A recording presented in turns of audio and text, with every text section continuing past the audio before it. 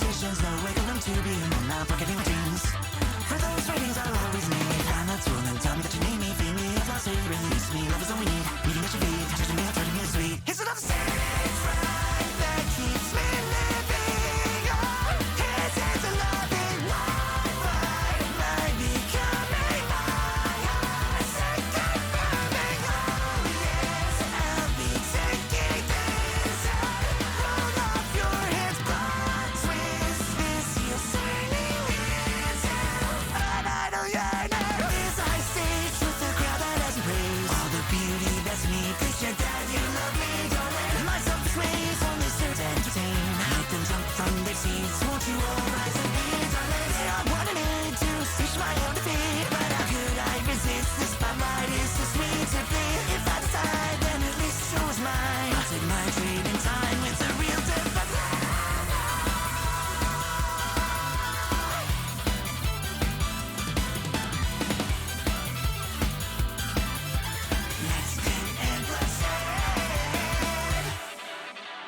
Media is full of slates and lies. I would know they be fat and nice. Change all your words for dust to dime. All for the ratings. Humankind is set and nothing to die. A spiritual stars and blood to thrive. Up your soul and I'ma just survive. I'll do the saving. Selfishly, I need to hear all the cries. My underground is complex supply. It would be a shame to say goodbye. But for the ratings, I will cross the barrier all alone. I'll transcend both the dreams and hopes. Be the hero that they all invoke. I'll leave them raving. Love keeps me living.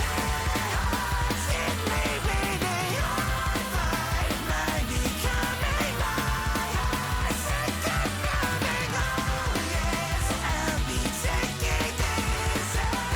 Roll off your heads, plot twist. This you're turning into an idol yearner. This high stage with the crowd that has praised all the beauty that's me. Picture that you love me, darling. My selfish ways only serve to entertain. Make them jump from their seats. Won't you all rise and be, darling? They all wanted me to stitch my own defeat, but how could I resist? This spotlight is so sweet to be. If I decide, then at least the show is mine. I'll take my trade in time with the real death.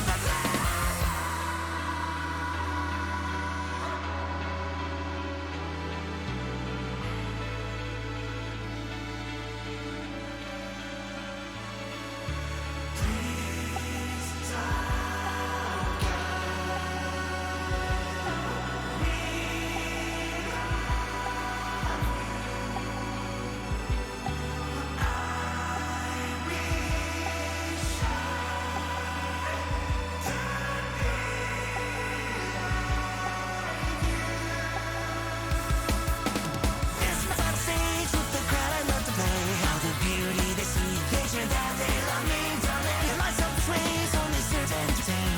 Make them jump from their seats. Won't you all rise and be, darling? They all wanted me to say what they were dreams, but I could not resist. This spotlight is so sweet to be. If I decide, then at least the show is mine. I'll take my trade in time with the real death. Let's get extra drama, let's get extra, show me your reaction. Let's get extra glorious destruction. Let's get extra glorious attraction. Let's get extra. I might be a little obsessed.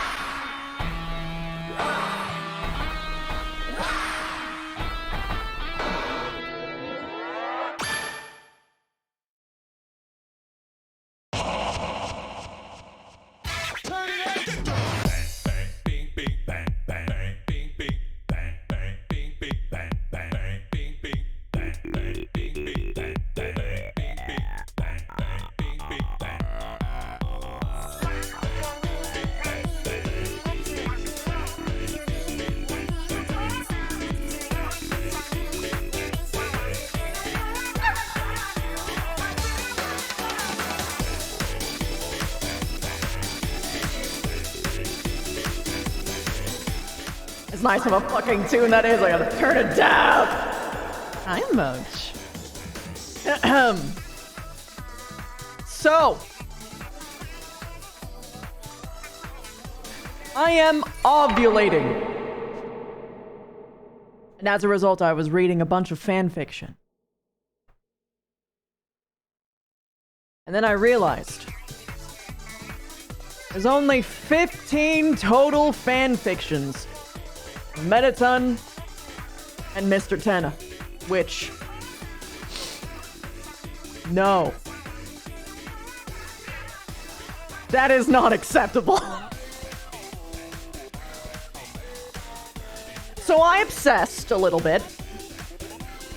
I hit the drawing board. And by the way, the 15 is including the, like, you know, general audience ones.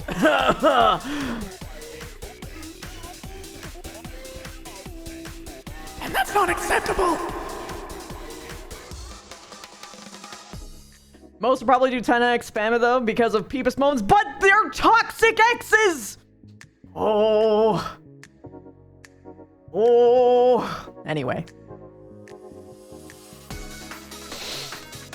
The whole point is that they were bad for each other. And yes, I know, Tumblr's going to be obsessed, but they both have dysphoria.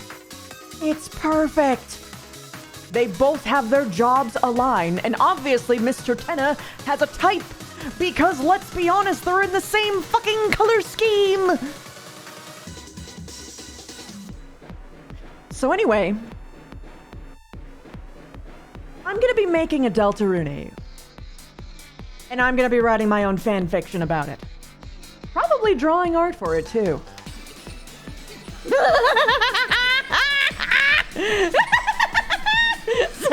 I'm not sorry, shut up. But in all seriousness though, I am obsessed with this idea that I have.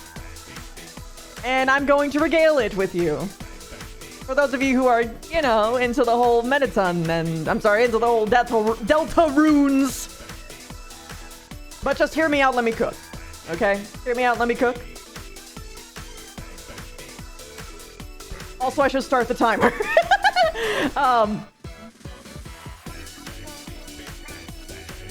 So here's the thing. And yes, I have the Yahoo paddle. I need it for these topics. There has never been a situation. Nice glasses, yes. I mean, they're apt for this situation, okay? So, listen to me close. Because there has never been a chapter that covered someone other than the main gang not wanting the Dark Fountain to be closed. What happens if someone gets their own fucking personal paradise where they don't feel lonely and they can have the body that they want in this dark world? The whole point is it being a fantasy that you can escape to. Where, you know, love and blossom blooms, but it's not the only part, you know? The whole purpose of it is kind of in the name. Which, if you saw in my Discord, I let slip. It's called dysphoria. Like, foe as an enemy in the middle of dysphoria. And the reason for that is not only is dysphoria pretty much the main, like, you know, through line and topic for which it is being explored, both for Tenna and Mettaton themselves, but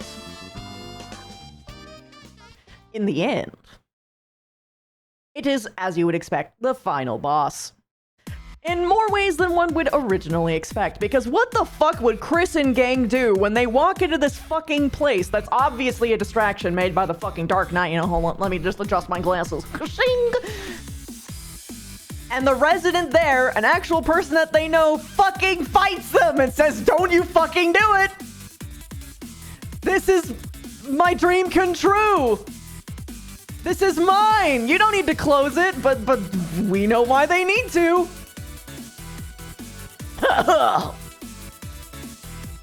And I'm sure Chris could relate a little bit to the whole feeling like you can actually do what you want. Be who you want. Look how you want. Look how you want. Hee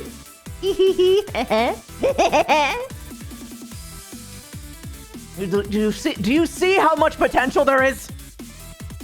Plus, like, imagine how much fun it would be to design a dark world based upon Metaton's, like, bedroom.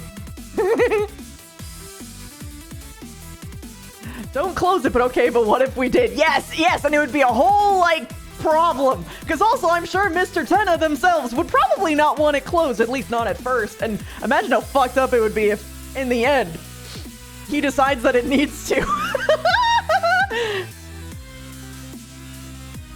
Despite the romance, despite the dalliance. And you know what the worst part about it is? Because, like, I'm sure that they would, like, Susie, I could see making the argument, being like, it's fine, we'll just bring him to the dark world in the school. And then fucking Mettaton will be like, I can't go to a fucking school, I'm an adult. That would be a disaster. You know, it just writes itself. Oh, the drama. I want to write it. I need to put pen to paper. It has to happen.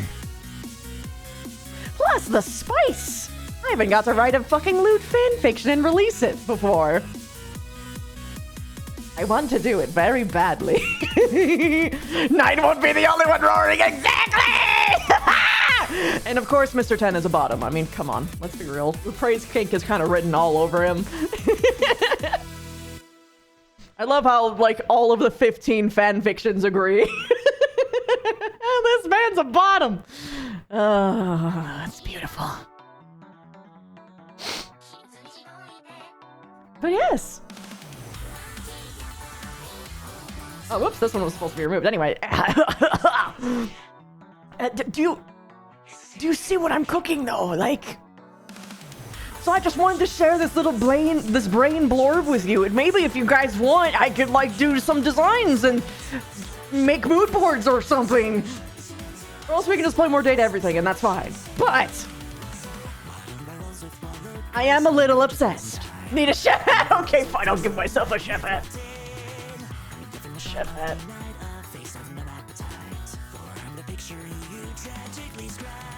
Hold on, I need a transparent one. Oh, hell yeah, the Toontown chef hat? It's perfect. Perfectly shitty. This is exactly what I need.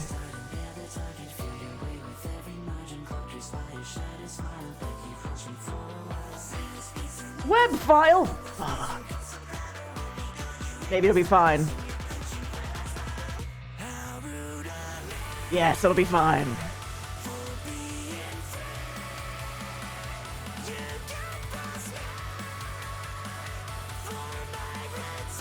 And of course, you know, if we're talking Snowgrave shit, the ending of this would be pretty clear, but obviously I'd be writing in the more pacifist route because it's a little bit more interesting in my opinion. Instead of just, oh, Chris kills them. And by Chris, I mean the soul. Anywho, I need my chef hat. Come here. I'm cooking. I am cooking. Yeah. Chef hat. Yes.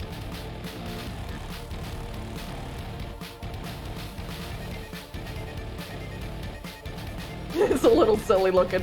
Hold on, wait. I can handle this better. Yes.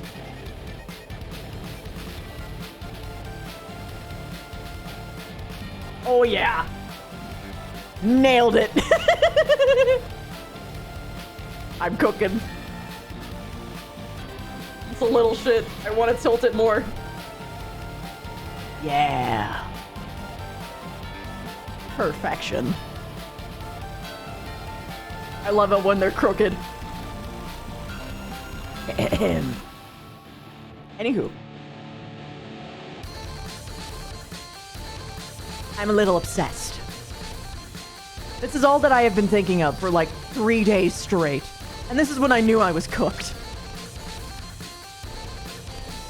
Because I couldn't steer my mind to anything else.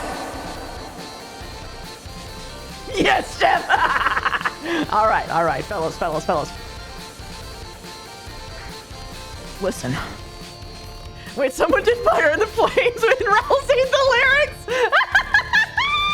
Perfect. I love it.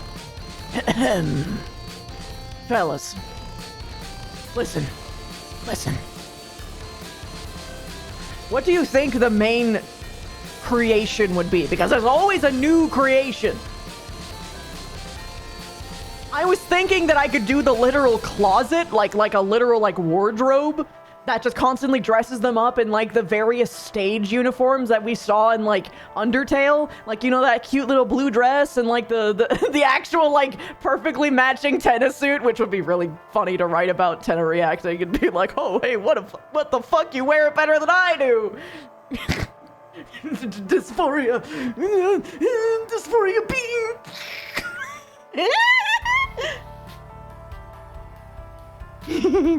I'm autistic, in case you couldn't tell. But really though. What the? I'm still on my phone? What? Okay, that closed. Wait, Elena gave me more food? What a doll. Even more munchies. Ow. Nom. What a treat. Made up room. A makeup room. Oh wait, a vanity. You know those like the like makeup mirrors? That's like all like gets you like every perfect fucking angle. And the whole thing is just showing like, oh, you look so good. Just like over and over, and just be like, let's dress you up, darling. Let's find the new you.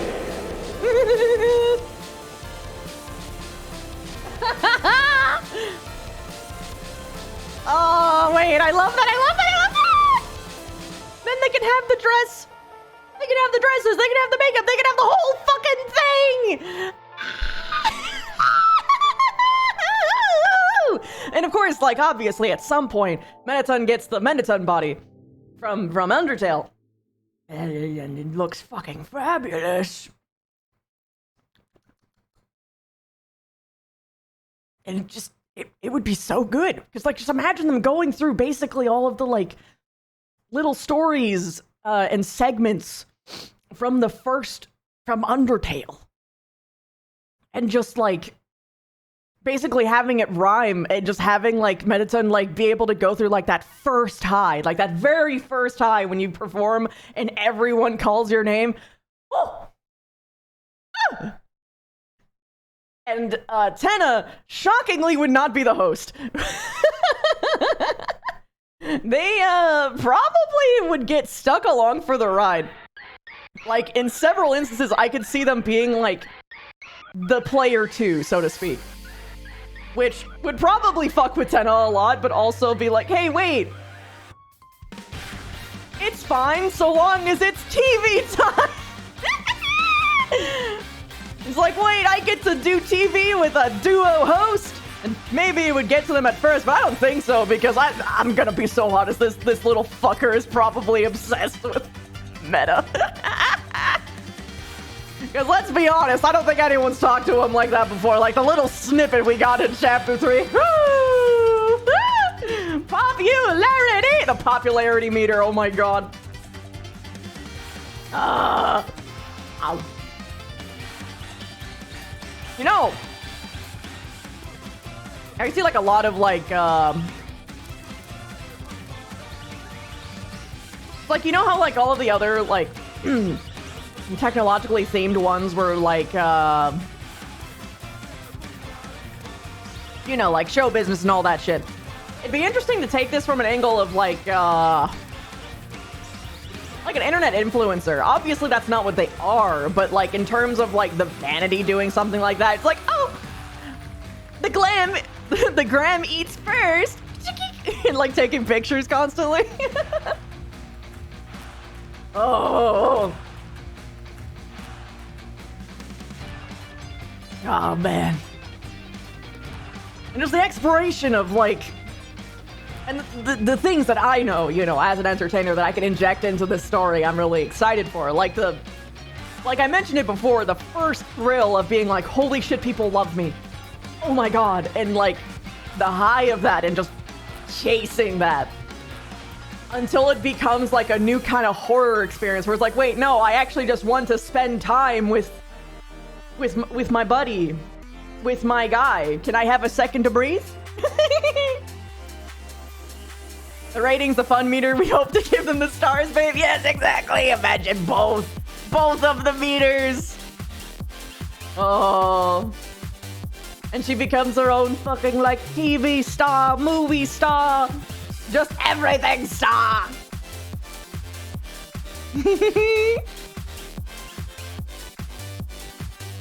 It's just, yes. Yes, everything. Pop off, go for it, thank you. Now's your chance to be, no! That said, there's definitely gonna have to be exploration of the whole X thing. Because I bet that there is like a non-zero, like I would probably write like at least a small, I don't think it would be small actually because of Mettaton, I'm sorry, because of Tenna as a character. Where he probably like, at some point would get worried that Tenna would just straight up run off without him, and I think that it would probably like be incredibly emphasized by the world itself, saying like, oh, you're the player too, you're the expendable one, and making him have to go through like all of this like horrible like other things, like, because you know how in the Undertale there was that whole like princess section. I could see them throwing him in the trash. Oh.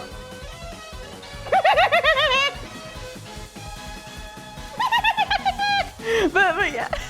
A lone Pippus nested in the vanity drawer. Oh my god, no.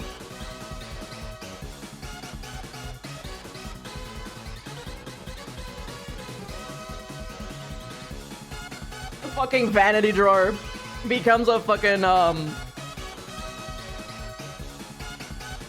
what's it called? Like a surrogate child in a way. Yeah, exactly, they can be dads! The Pippus! Oh. Wait, that means you can take elements of like post-child divorce shit? Oh, that would be fun as hell! Oh, okay. Unrelated, but semi-related. Actually, one of the reasons why I think that Tenna reacted the way that they did when they saw Mettaton in Chapter 3 is because I don't think I don't think Spamton looked the way that he did. I'm starting to realize how many tons and tuz there is with these characters, and that's gonna be hard. I don't think Spamton looked the way that he did.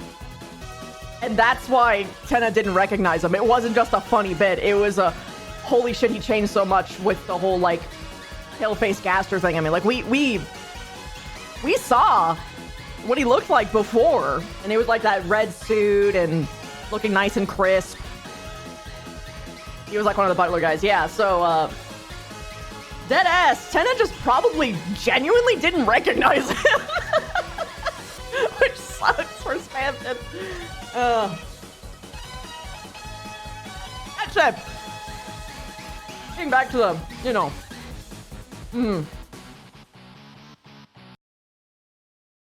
imagine being Chris and the gang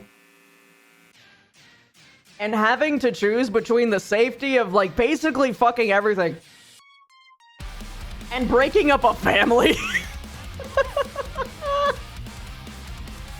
Found family, taking away, like, the body of their dreams, where they actually feel like they can be themselves and they don't just like wallow in like a living room where the only thing that they want to do is just escape into, you know, TV fantasies. Which, I mean, they're still technically doing, but like, Susie as a person believes them to be real, so the kind of heartache that would happen, especially because like the whole point of bringing Senna to Mettaton was to make them like have a happy life, and now they have to choose to get rid of it. You have to worry if Alphys shows up, but it's like TV is all made up. Yeah, like just literally Alphys walking up, but none of this is real. We're not real, so we should just let everything disappear. And then Mettaton and Susie fucking square up and get really pissed off. Oh. Bear in mind, all I ever saw Alphys say was that Susie was nice. She never actually, or not Alphys. Not Alphys. Fuck. The fluffy prince. Asriel. But not Asriel. Fuck, what was his name? Rousey! Thank you. I was thinking of Rousey. These names are all blurring together and it's showing. I meant Rousey. But yeah, no, Alphys, like, actually stumbling into that shit would be funny. I don't see how she would get stumbled into this unless she just fell into the, like, dark world in the school, which would be honestly funny. How can you forget the goat? I meant the name! I didn't forget them as a person! Ugh.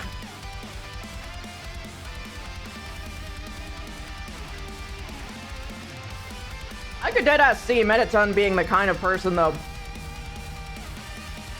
to literally run headfirst into the dark world and never leave. Ever. I mean, they don't need to. They're a ghost. They don't need sustenance. They're basically half real, even though they're not. Which, by the way, why the fuck do ghost monsters not turn to dust? Fuck does that mean? Doesn't that mean that their souls are stronger? I mean, inherently. It sort of implies it, right? Plus, like, we saw in, like, Undertale that the soul for Mettaton was not upside down. Which, interesting. Which, if you don't know, monster souls are pale white and all upside down. Which is like a visual indicator of, like, I guess their strength as well as them being monster souls. Like, hear me out. What if all the ghost, like, monsters actually were humans at some point? And then they died, but they, like, persist because human souls. I don't know, though. I mean, it goes into the same theme of possession, I suppose, when you think about it. So, like...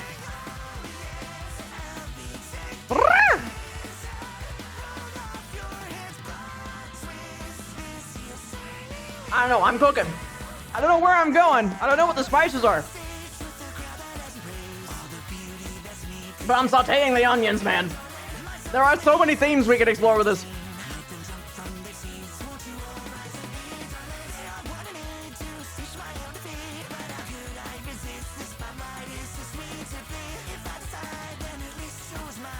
You know, worst case scenario, I could just say, it's an AU, throw my hands in the air. What if ghost monsters are children of monsters and humans that passed on became more monster in their afterlife? Oh, that would be interesting, actually.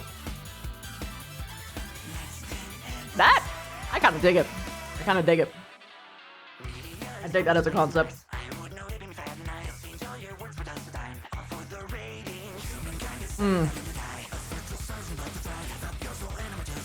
Another fun element of this is Maddie and Napstablook. Because they're going to get drug into this, too. This is their home. They're gonna walk into it.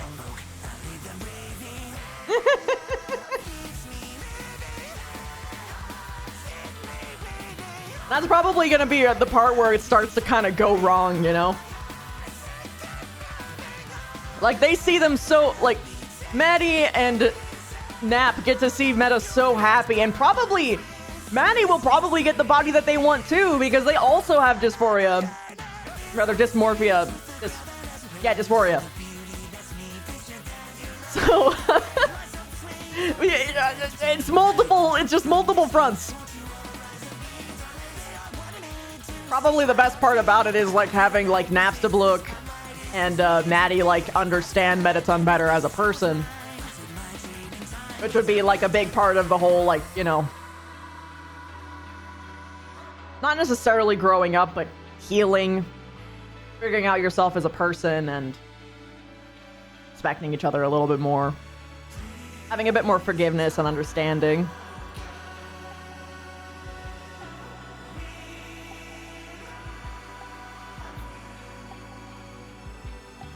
Before Napstablook, dude.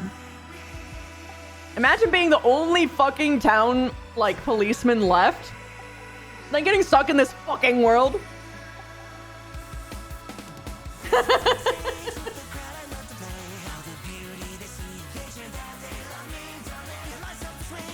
Like, the stress must be fucking mounting.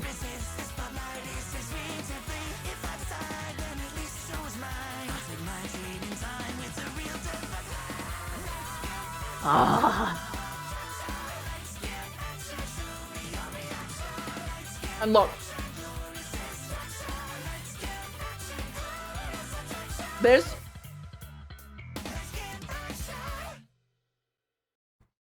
when I can talk this long and like almost like a fraction of a percent of it is about sex, that's when you know. That's when you know it'll be a good fic, man. Because there's just so much. There's so much! So much intrigue you can cover! Man.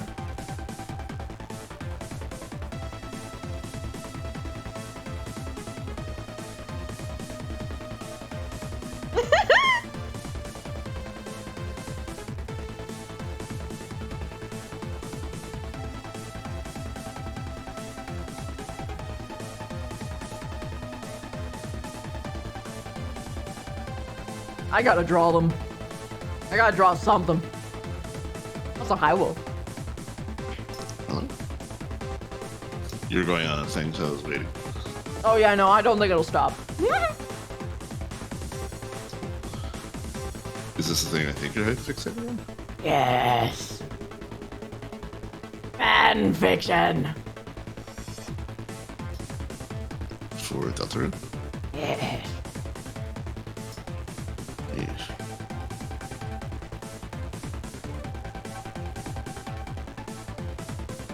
Oh my god.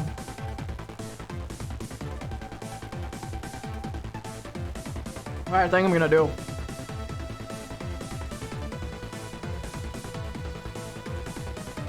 If it's popular, you know. Maybe I, make a,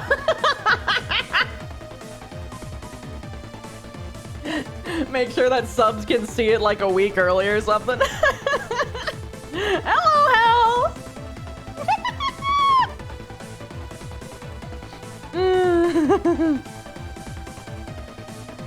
I'm obsessed!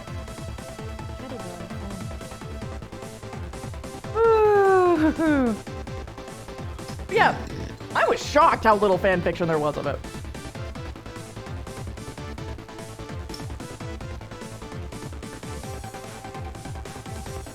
There we go, my pills have been taken. Hello, Hellspectre!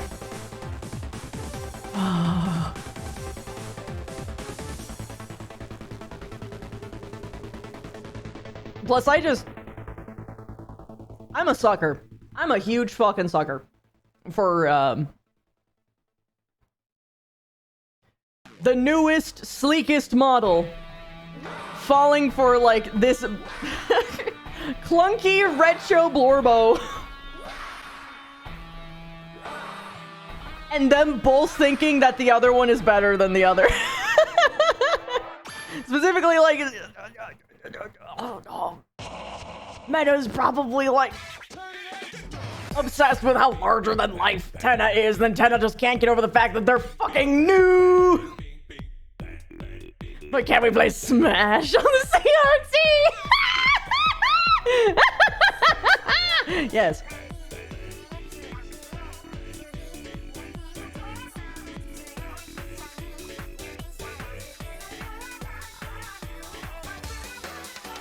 There's so many fun, like, ghost things to explore. Ghosts are just such a fun little thing to dance around with, like, as, like, an ability set for, like, fan fictions to explore.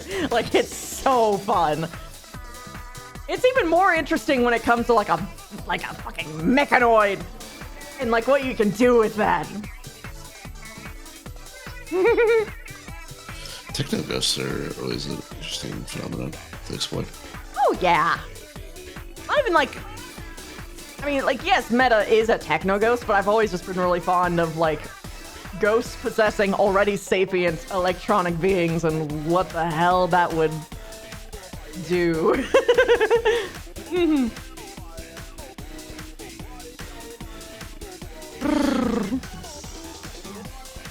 I have so many, like, little, like, animations I want to make.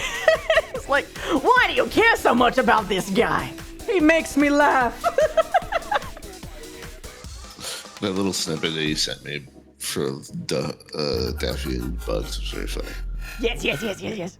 Rail Prime just subscribed. Nice glasses. Yes, thank you. The perfectly in theme for what I'm doing right now.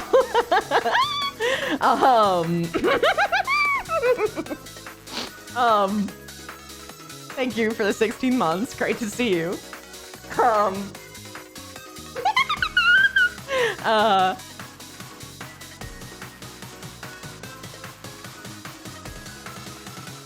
I've dabbled, like, it's interesting to me that Darkners are solely something that is imagined, right? But that can't quite be.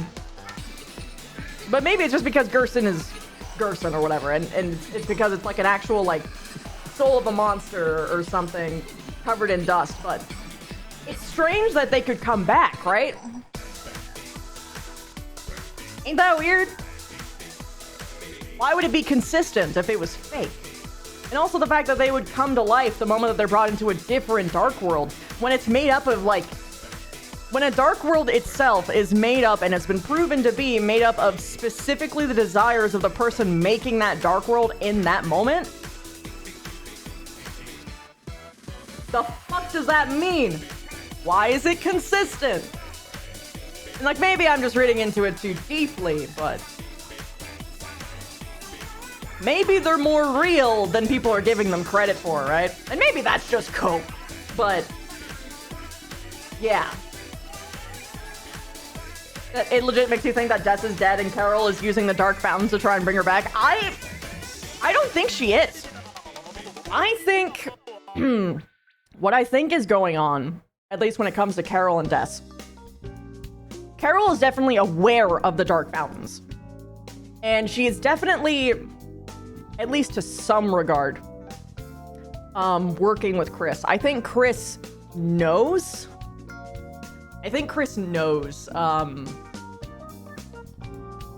What happened to Des, was probably there for what happened to Des. And Carol is aware of what happened to Des, and she is trying to,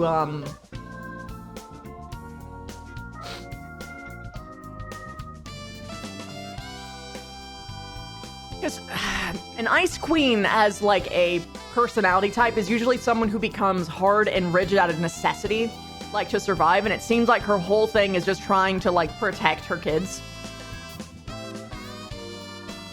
Especially after having lost one, right? So what I think is going on is that she is, I think that she's trying to fight the night, but, like, in a way that she can get her son back and not have the world end. Because, like, if Chris was, like, working with the Knight to end the world just solely, right? Why would he care about what happens to Noelle in the Snowgrave route? Older daughter, right. Right, daughter. Sorry. My bad.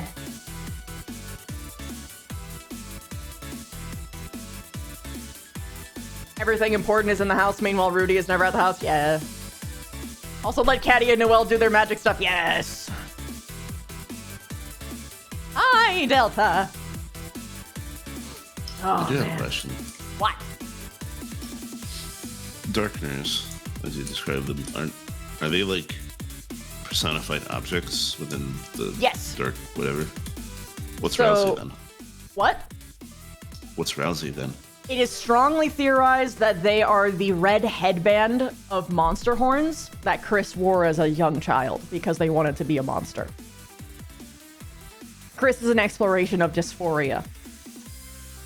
Except it's in a more racial sense.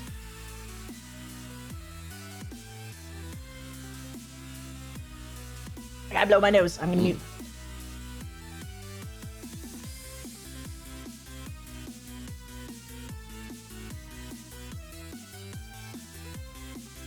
For some reason, the camera freaks out whenever I raise the tissue. It doesn't understand what's going on. If the tissue is white, it's because the camera's reflecting that much light. It freaks it out. Interesting.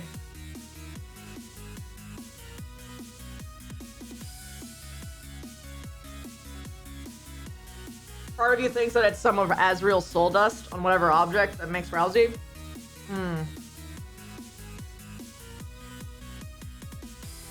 I don't think so. I can see that theory though, because like people were talking about how there might be a body shoved into the closet of the school. And then it might have been Azrael's, but that's mostly conjecture and theory at this point. Humanoid dysphoria, to a fictional degree, that could explain a lot of people. Oh yeah, I mean, like I have, I have dysphoria of humanity. I don't want to be human. I want to look like something else. I do. Yeah, that's because like this, the red headband. I was just thinking about it. Yes. Because isn't like Rousey built after a real person outside of? Yeah, their brother. Yeah. Oh, okay. Their brother Azrael. Rousey is just Azrael backwards. Because someone brought up the corpse thing that you described. Ooh, I was wondering if because corpses are objects technically. Yeah, in chapter 4, we saw basically an urn for monsters being used to bring the dead back to life. So that has like a lot of crazy implications for like what the hell the Dark World even is. Especially because the consistency continued when the new Dark World was made, right? Like it wasn't just a new iteration of the person, the soul remembered. Which is crazy. And not only did it remember, but they had enough desires and awareness of what was going on in the world before the Dark World was made.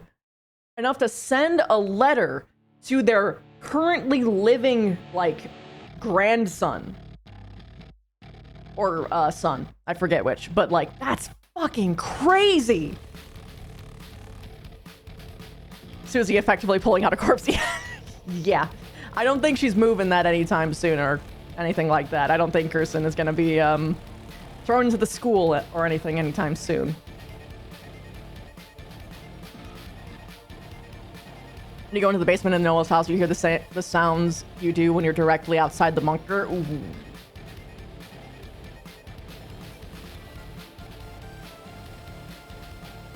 That's spooky. I fucking love Deltarune. There's so much! There's just so much! God, there's just so many details! Could be a tunnel over there. Ooh. I mean, that would make sense. It's very often that there will be like escape tunnels from like mayors and such to like go into like whatever bunker that they need. So I guess it's not exactly out of the question that they know where Dessa's corpse is.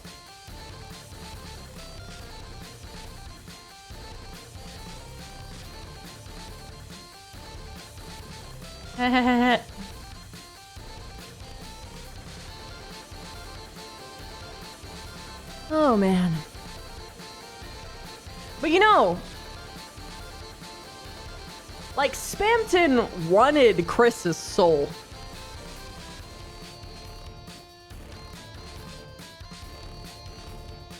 And with what we know about how, you know, things can come back from the dead in the dark world, who is to say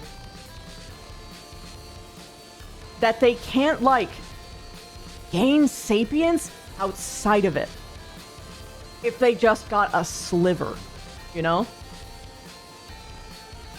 And who's to say that it's only human souls that will do it? If what Chris has even is a human soul. Because might not be. Probably isn't. But yeah. So many fun things. Lots of implications that I can't wait to explore. I'm a little bit obsessed. I couldn't take my brain off of it. I was just gyrating in my seat. Vibrating, not gyrating. Vibrating. Deltarune, Chapter 5, only a year away! Oh god. So far away. Can it be here? Right now? I want it right now! It'll be okay. It'll be okay. At the very least, we won't have to wait super long for the chapters anymore. We had to wait, like, what, 3-4 years? Hello, Zodiac. Hi, hey. 4 years, yeah. And Deltarune tomorrow, you guys. 4 years between 2 and 3-4 bundle, yeah. Man, imagine how Toby felt just sitting on the complete games. Must have been hell. Deltarune tomorrow. Man. Oh, man.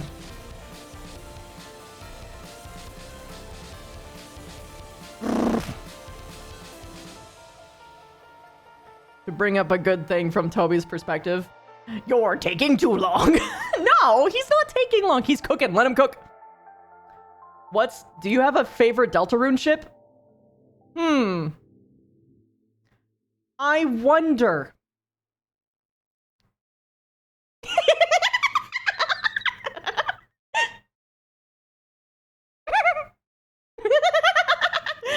But yeah,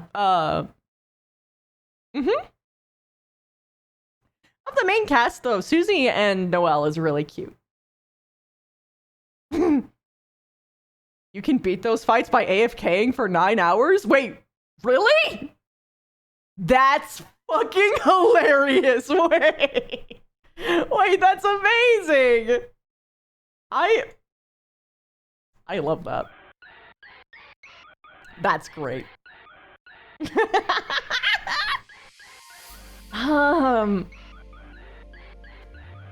Your taxes are too long.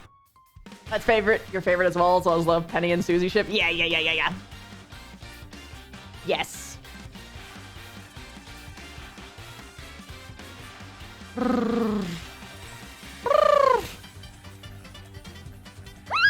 Oh god. I'm itching to make designs.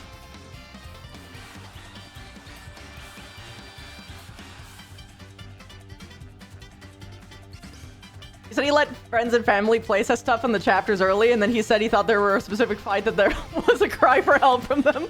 People were saying Jackenstein is that fight.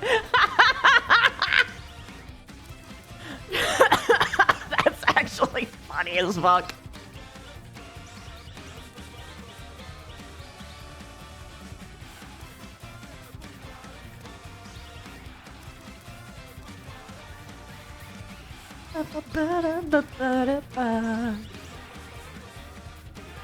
God, we're gonna be eating so well when it comes to fucking Deltarune content.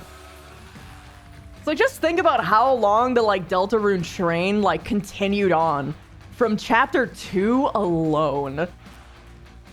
And now we're here and we don't have to wait anywhere close to as long, dude. It's the train's never gonna stop.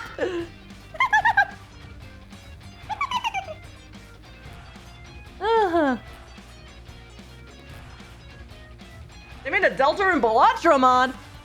Oh well, okay. I have to play that then. I already love Bellatra.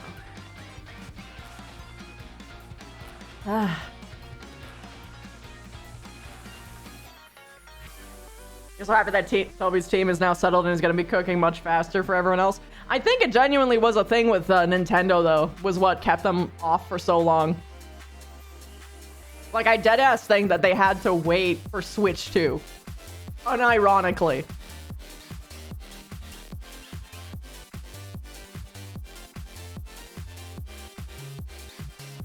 You actually might not be wrong. Well, yeah, considering there was like a whole segment, like, on the Deltarune release page talking about, like dedicated to talking about the, Switch functionality and, like, Switch-specific, I mean, there was no, like, Switch-specific sections, but there were specific things made with Switch 2 in mind, which makes me feel like there was a, I mean, that just is screaming, like, corporate required, like, contract speech. Looks at Sandskin in Smash Ultimate. Yeah. Plus, like, with how popular, Undertale and Deltarune are in Japan, especially, like... This is no surprise for me. And, like... Toby Fox has been learning a lot of, like, actual Japanese and doing, like, a bunch of, like, collaborations with, like, a lot of, like, Japanese creator as of recent, and it's been sick, dude. Never thought I would hear Toby Fox sing, but hey, oh, hey!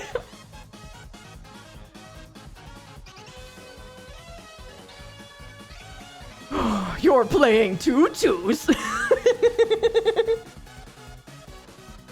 Hi, Sean!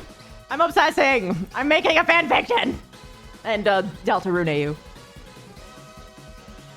Because there needs to be one. It's upsetting to me that no one considered, like, making a dark world in Mettaton's house. And, like, what hell that would cause. Because, like, that's just the best distraction ever. Because I don't think that Chris and the gang would be able to afford to have, like, multiple points of fountains that they have to defend from having, like, another fucking Titan show up. Oh, hey! My body froze. One moment. It's time to reactivate. I'm frozen. Ah! What's been happening more recently? Intriguing. I wish to move. Making soul sonas. We need people making custom dark worlds. I mean, I'm cooking. I'll do it.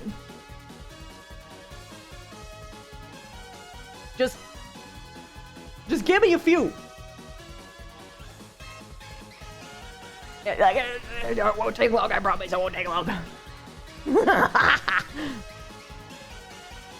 bad I don't know nothing. You're taking too long. Yeah, you gotta play Undertale.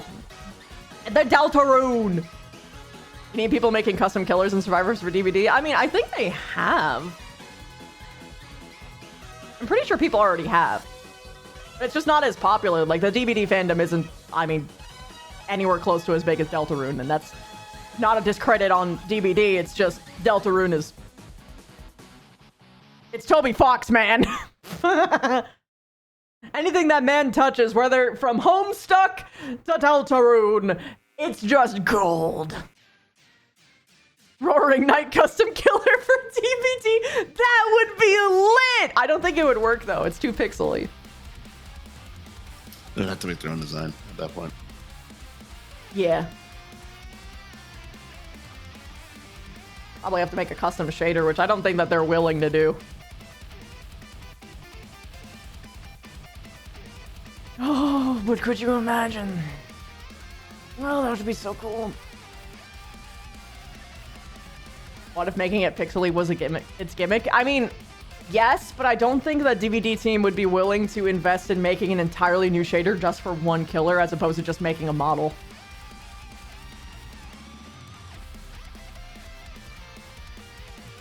Do low poly galaxy theme of doing 9 in 3D? That would be cool. It'd be so cool. How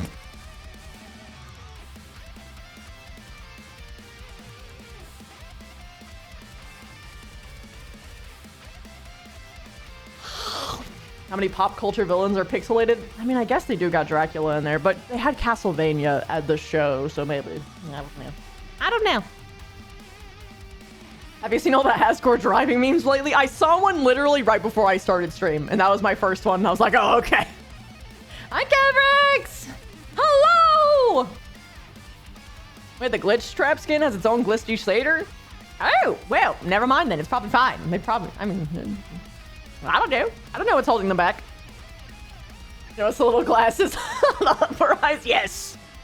I need to be able to see for all its aspects.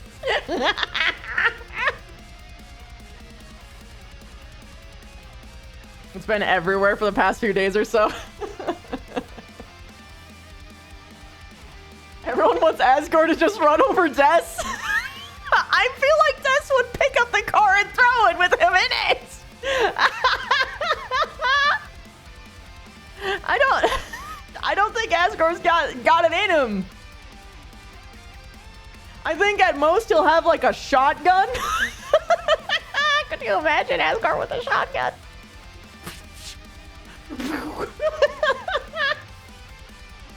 Oh, pre-night? I mean,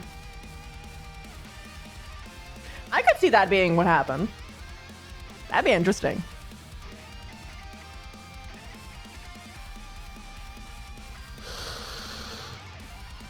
You summon Asgore like you did Gerst and he just runs over the opponent by accident.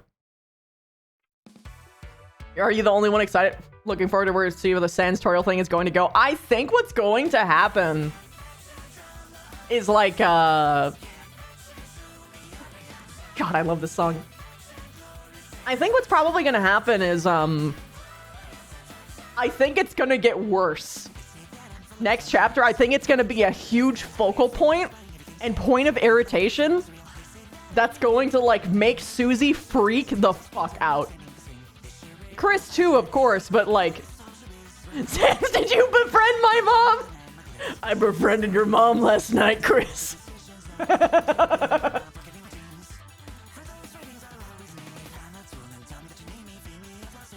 If her soul is dust just in the colored plant soil. Ooh. I mean, her dust might just be covering a knight.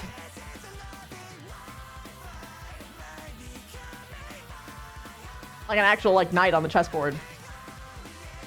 Or a piece of armor.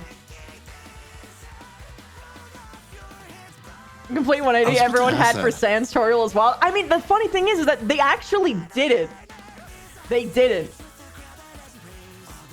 But they acknowledge very clearly that Chris ain't okay with it.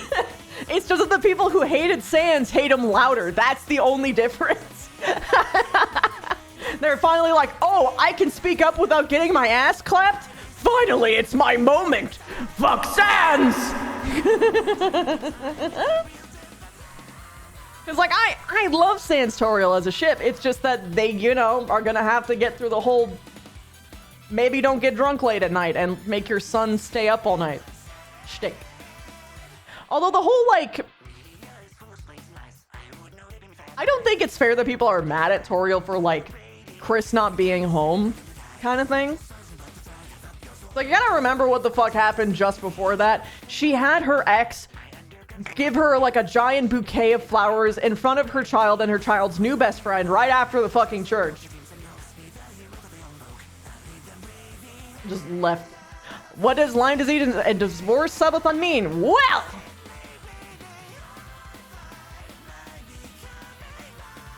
simply put, to my definition and my experience, and I'm saying this so that I don't get possibly clapped with lawyers because my ex has a lot of money. I felt as though my no's were not respected, and I feel as though, from my perspective of the events, that I did, simply put, that I was raped. And that I was assaulted for 15 years, and that I was groomed, and a whole bunch of other things, and it's a miracle that I got out at all, and I'm happy that I did. And basically, this subathon is to raise money so that I can be independent and separate from that asshole. And the Lyme disease part is what you see on the tin. I caught stage 3 Lyme disease, unfortunately, about 2 months after. So...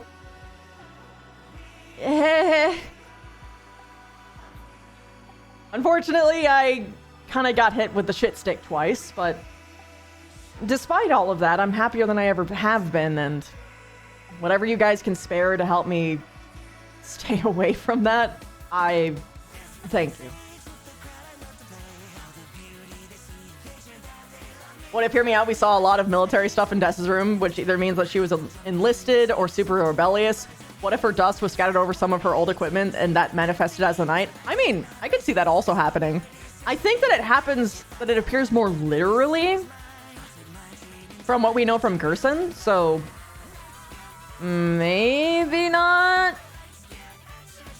But I can definitely see how that would, like, mess with their mental state. Because, like, we don't know what fucking war they fought in. Is probably the scariest part. Like, what fucking war? With who? Against who? Was it against humans? What kind of bullshit? Like...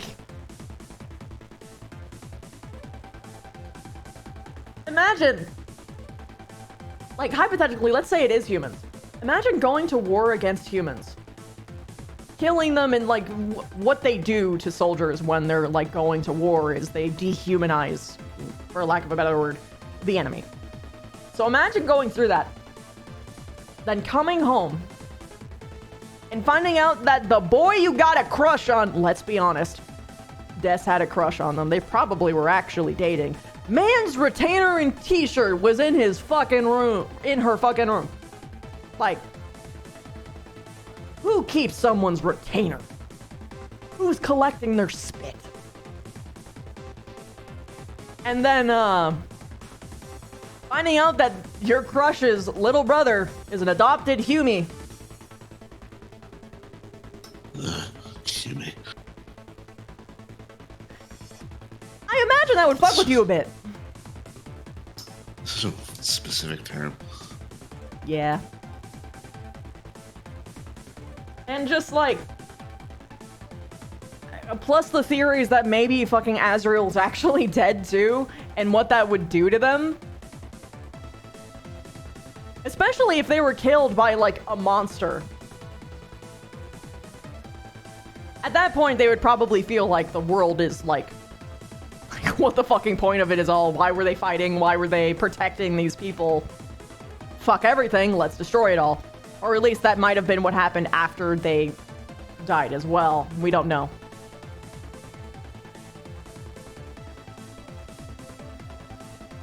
What if Azrael going to college actually went to war and died in the war? I don't think that Azrael went to war. Because if they did, there would be entirely different conversation styles about how they speak about Azrael. That said, Azrael could be actually dead. Maybe. Or, like, at minimum, like, went through, like, some kind of, like, horrible, grievous injury. Or they just went to college to get away. Like, because that could be another thing. Like, maybe after Des died, they just needed to get the fuck out of Dodge because all they could see was the places that Des was, and so they just left. Like, they just ran, which meant that Chris would be alone with all of that. And if Asgore was involved somehow in Des's death, then yeah, no fucking wonder Toriel left him.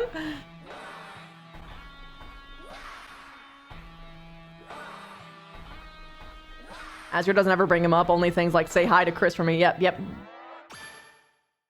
Well, no, he brings up Azrael. He keeps saying, like, when Azrael gets back. There's also Asgore's involvement with Carol, and we know Asgore knows stuff relating to the Darkner thing since he has a dark shard. Yep. Which also means that he's gonna be a boss. He's gonna be a secret boss, fellas! Or a secret, secret boss. In the case of the Dark Knight.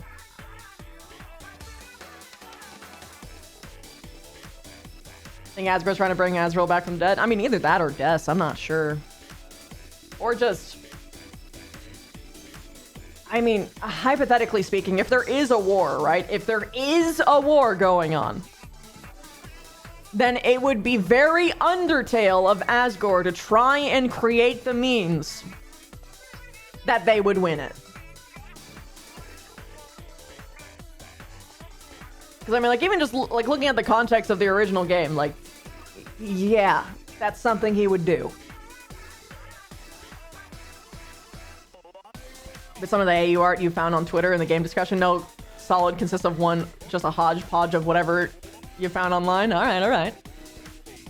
Also, corkboard in his shop if you look through the back door.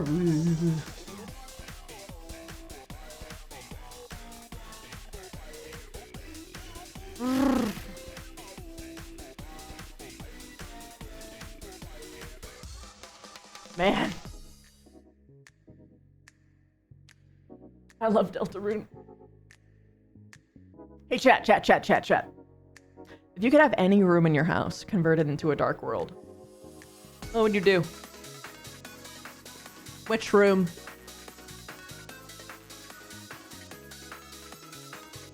You think Asgore isn't as involved in Des' disappearance? It just feels very responsible, like he was supposed to be a chaperone for Des, but disappeared when he was supposed to lecture her. I don't agree because he specifically said that they'll understand that his actions were right. Meaning he did something. He did something that people considered morally abhorrent. And it was a conscious choice. Or else he wouldn't say it that way. So it had to have been something that he did on purpose.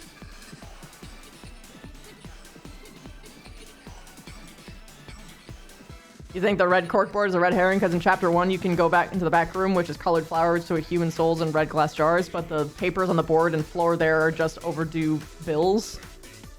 Got a couple spare rooms, but folks do use them.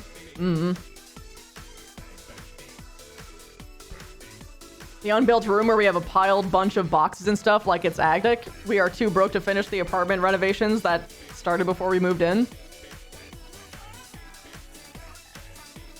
I do my closet. Because it's filled with like all my plushies and junk. Plushies, clothes, cosplays.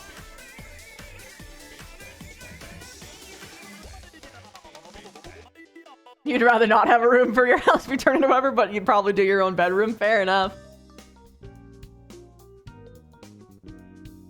Probably the craziest part to me is that the objects remember you. Like, ain't that weird? That the objects have a consciousness once they're like thrown into the dark world and like memories of what you did to them. Why would they... If they are just simply imaginary, how and why would they know? Possible hot take, by the way, we play through Chris in the story of Deltarune, but the real protagonist of the story we are not really seeing is actually Susie, not us. I actually can believe that, yeah.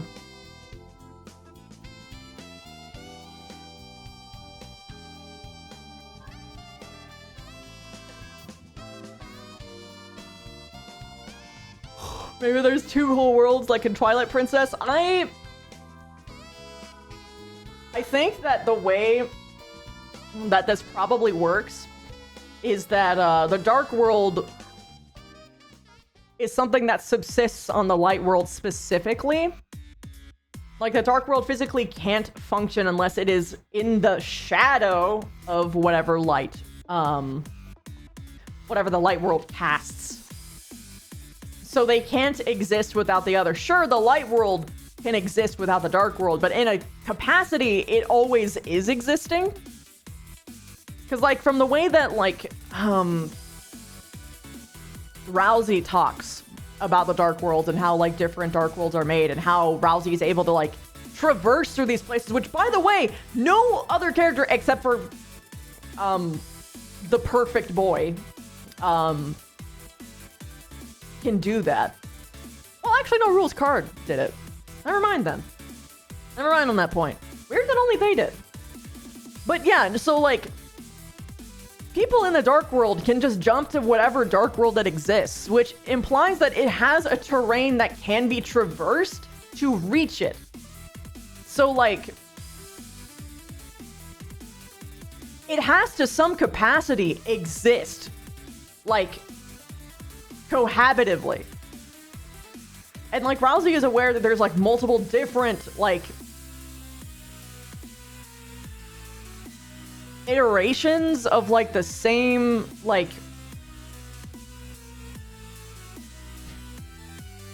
I don't remember how, like, exactly they phrased it, but they were talking about how there was, like, multiple different dark worlds that are, like, made depending on, like, how the fountain was done. I don't remember what exactly. It was like a version of something. It wasn't like an alternate universe. It was like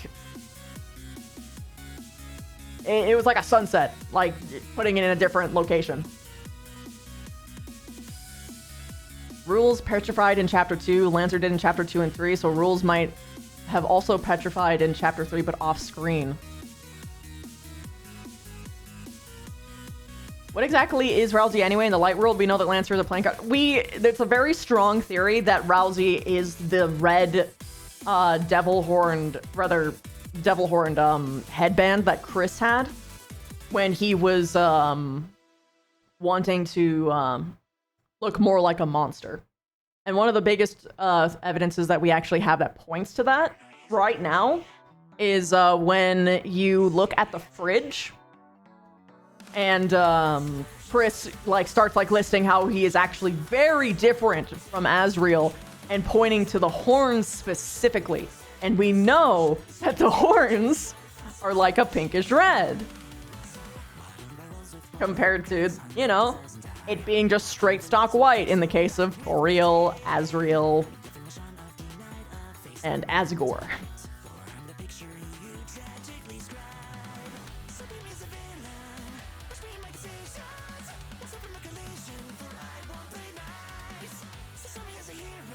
He was actually about to tell us before Susie cut him off, yeah.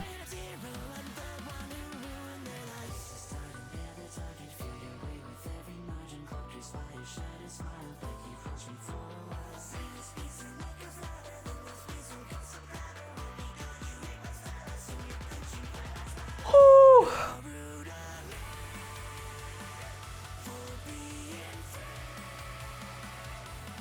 Man, I was running at like 7 million speed. My brain is finally slowing down. But like in a pleasant way.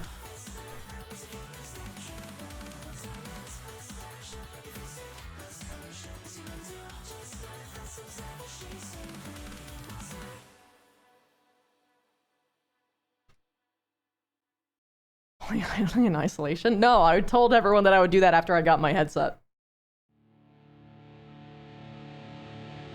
That said, I do owe you guys a rage game.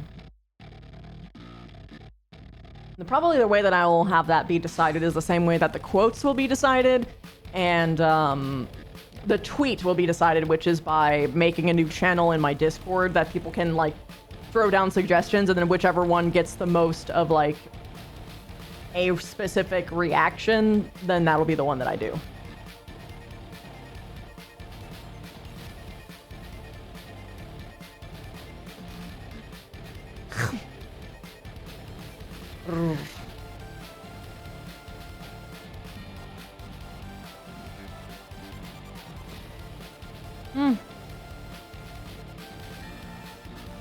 What object subject do you think that you would be in the dark world?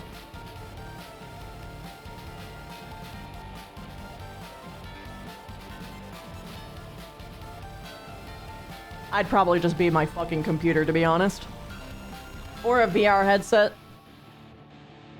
It's too much, like, tied to my identity at this point.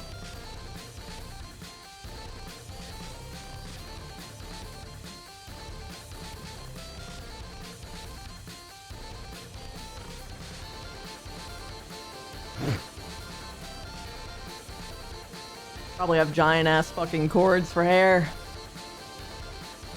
Probably your game controller since you play a lot of games on your PlayStation, yeah.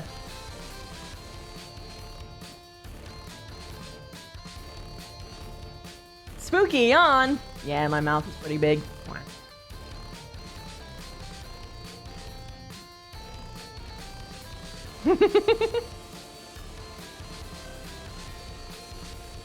It's like snakes trying to, like, measure you up to see if they can fit you in their mouth, just... That actually tricked me into doing one.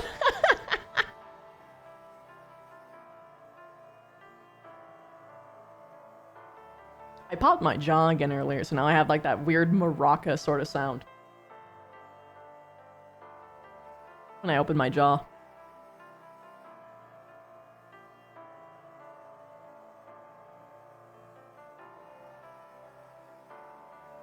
Rather than a singular thing, the whole entertainment system, PC and all. Fair enough. It's like a fucking transformer, but just like a bunch of different other things. Don't let me be the stories I've written. Oh my god. I feel that. I feel that really hard.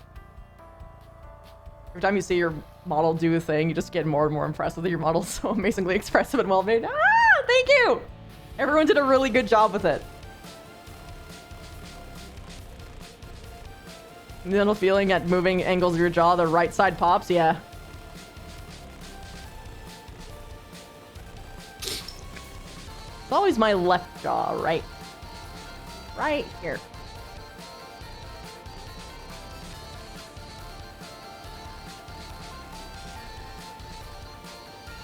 Your computer, VR headset, microphone, or one of your plushies / fake weapons or other swag items you have in your room.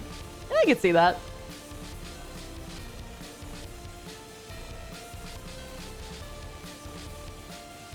Also, guys, I got a random side note. Uh-huh. Look at memes. Me and Christy watched K-pop Demon Hunters. It's a really good movie. Oh my god, yes, Watch it. please watch it, please watch it, please watch it. It's so good. It's on Netflix.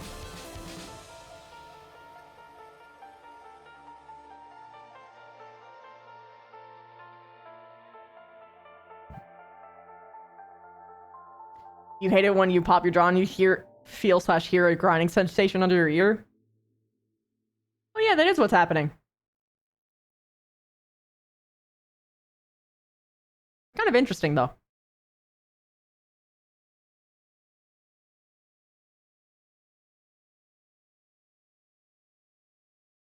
It's a shame you can't hear what I hear. Yeah. It's like squishy maraca sounds. Interesting.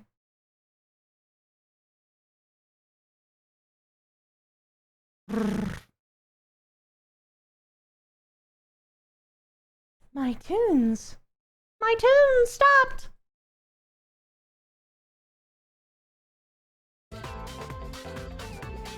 Much better.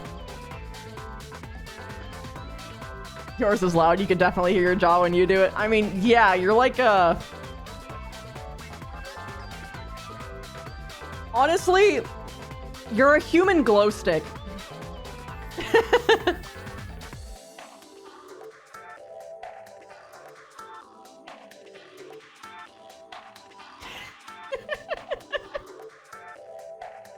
You know, when your ear pops, but like only your left one, so everyone sounds like you're wearing busted headphones. Oh my god! Yeah. So you know how to fix that is that you cover your nose and you blow. That's called equalizing.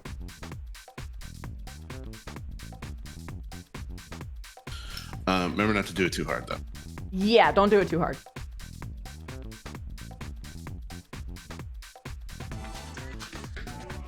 Well, you don't have to be like hyper gentle with it, but don't like make yourself lightheaded. That's when you know you're doing shit too much. Yeah.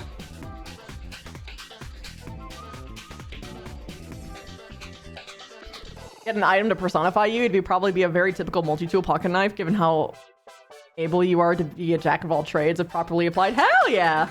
I don't even know what I would be. I can see myself even just being my Go like Solar, honestly. Just like with all the fucking funny little things, it's hard to imagine myself separate from being able to just go, "Wah!" You know, at any time. Thank you, dear. Yeah. It's interesting because, to my understanding, when objects are personified in the whatever world, the Darken, they usually take on aspects of like the actual materials that the object is made out of. Yes. To a certain extent. So, if you were the Gorilla Solar, you would most likely be some type of robotic person. Oh, yes.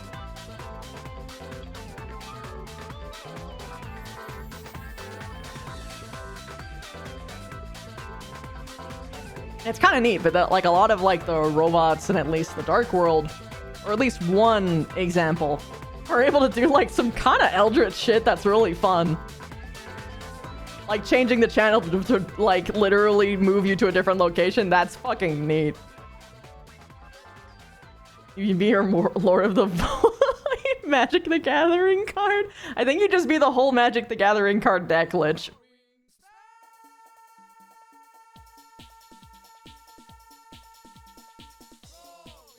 But you have to pick one of your decks. Just one. His demon's undead in there. Mm-hmm. You can actually imagine you having like a card quaff cape. Quaif, if you will. No. Hi, Marina! Hello, hello!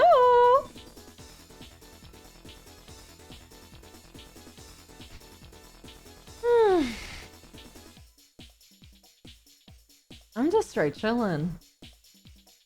My brain has this satisfied itch in it. I talked about my hyperfixation. It has been acknowledged. Yeah. Thank you, dear. Water for me. I start to read that fanfic you sent me. Oh my god, yes you do.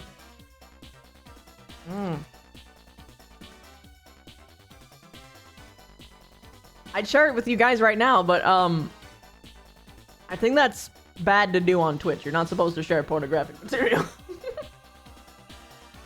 That said, I do have like a section on my Discord where I share fanfictions occasionally. I'm gonna post it in there because god damn, did they do so good with this couple. Oh my god.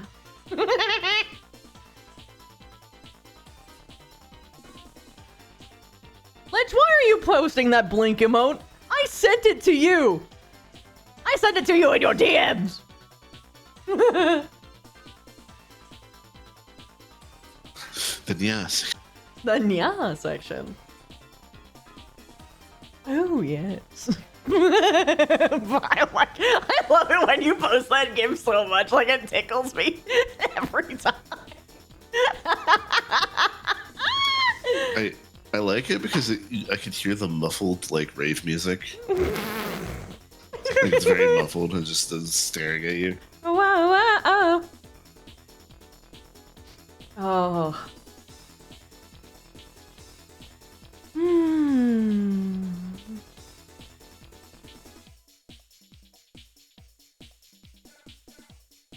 Oh my god, I would be a bunch of virtual reality bullshit if I was like a dark nerd. You'd be like, your headset. Yeah, I would. I would just be like, let's go to a whole new world!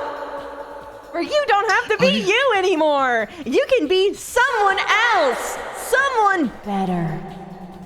I think the gimmick of that would be like either turning the three into some like random other people, like personifications of what they would want to be, but like but not what they actually need, type thing. Or yeah, it would be dysphoria exploration in the end. Or I can see this being very funny, or just turning them into each other, and that would be funny to me. I I mean, yeah, but that probably wouldn't be what it would be. Mostly like dysphoria and like escapism hardcore. Way more than usual. It's like, it's time to be heroes! You're the chosen ones. And I'm the dungeon mistress! And it would go from there, pretty much. I feel like it would be Dungeon Mistress or Master, depending on the mood, and then they'll wink at you. Just call me Dungeon! It's Dungeon Chan! Dungeon! It's me!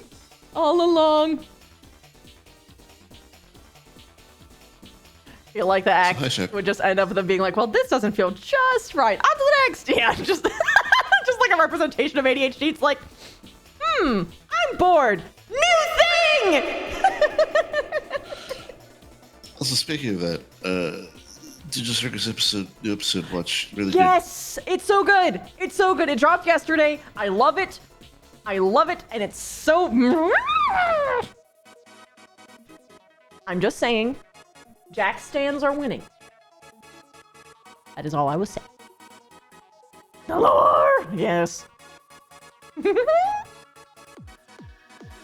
I am not the ring. I am not Kane. But that... I could see it being Kane-ish.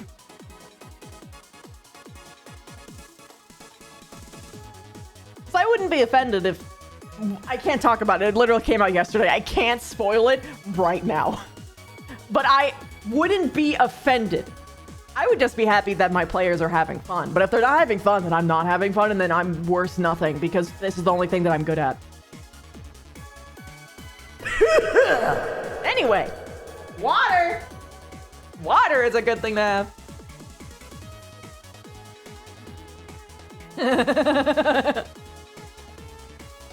I just drank water.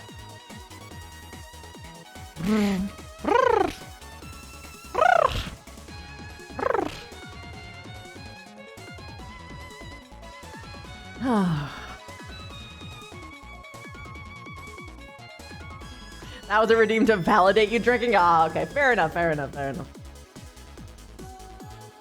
Well, I'm satisfied a bit. Also, funny redacted treatment in yesterday's episode. Yeah. You just got out from going out and applying to a bunch of new jobs? Hell yeah! Best of luck, girl!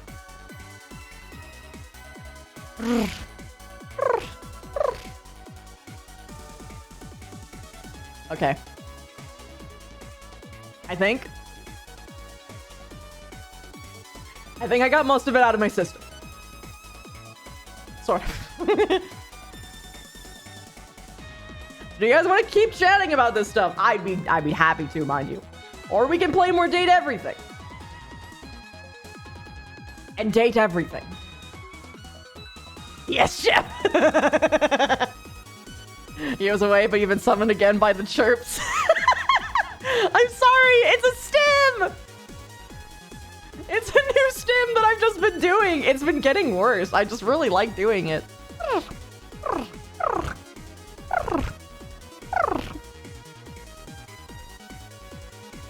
Really hopeful about this cute little cafe close to your house. The girl asked and said they were desperately hiring, so that's a good new sign. Oh, good.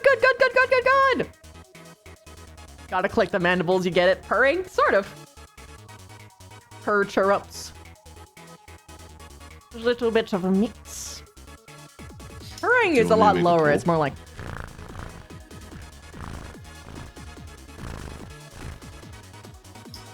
Do you want me to make a poll, Kristen?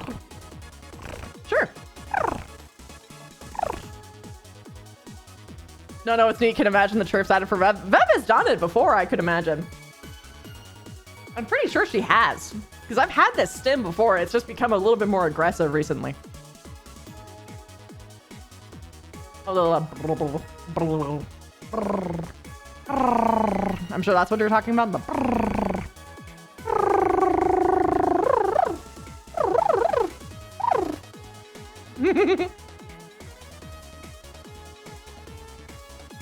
Leave it to you to fall into a gacha game full of butts. Yeah. You gotta beware of the games about butts. But especially the games about gacha, then. I know I can't steer y'all away from gacha, but I will continue to recite the dangers of it day in and day out.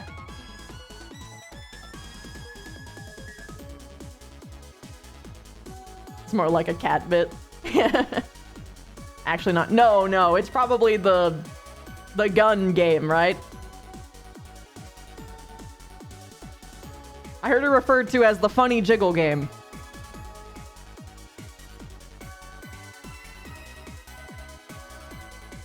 Whatever those noises are, you like them? Not frontline? Oh, okay. Damn, this is new! What? I made the poll. Oh my god. It's Run Goddess. Oh, interesting. Do you like run to get progress? So that's kind of neat. But gachas are evil. But for real though, this is a first that I've had like my stims be complimented so like directly. It's like, oh, okay.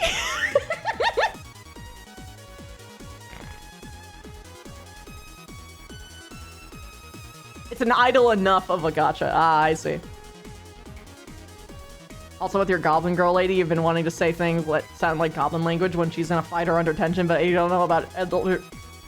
But IGK much about the Elder Scrolls Goblin language. You've just been mimicking the sounds Reiklings make in the Dragonborn DLC because they're a Goblin subspecies. Yeah. Something with no ads worth. Anything you is not.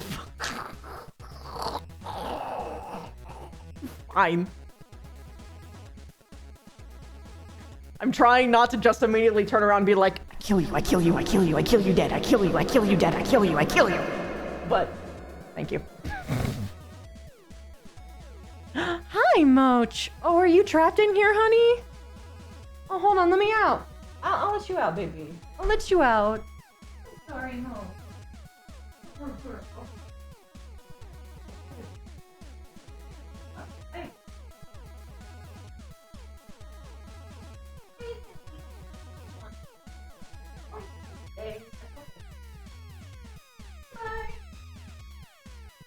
Mochi has departed.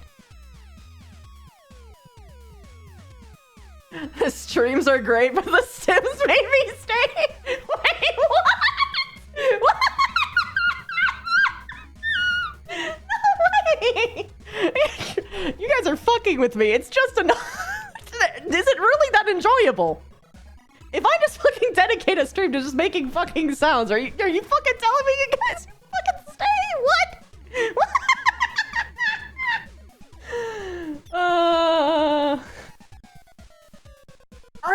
This is a fucking shock. Oh my god.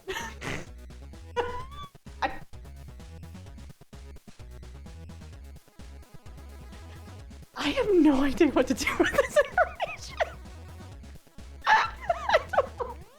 What? That's fucking crazy. No, I'm fucking shocked. Oh, okay. Oh, okay. Go fuck yourself. You're an audience of Spidey autists. How the fuck do you think this happened? Okay, you know what? Fair. Body doubling, but we still... Oh my god, alright. We're continuing with the hyperfixation then. Alright. Hi, Crystal! Crystal, have you beat Deltarune yet? Can I send you the fanfiction? I don't know if you've beaten it yet. Because if you have, then I am.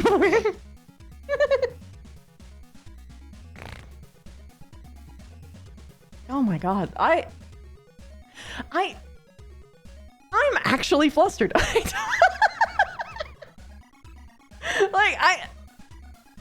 I have never been complimented about this stuff. I've only ever been told that it was annoying and that I needed to stop. Every single time. Crystal! Can I tell you about my Deltarune AU? Because I'm cooking a Deltarune AU and I'm gonna make a fiction for it. Okay, so. Dark Fountain. Made in Meditune's room. With Tenna in it.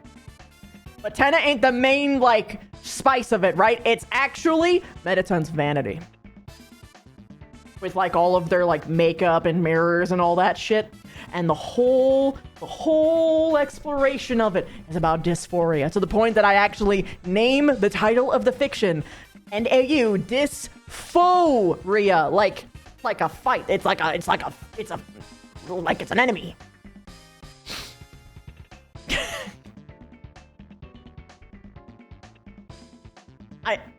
I can't look at you guys right now. You're distracting me. I gotta talk about the. I gotta talk about the. Anyway, so the. Damn it, you guys.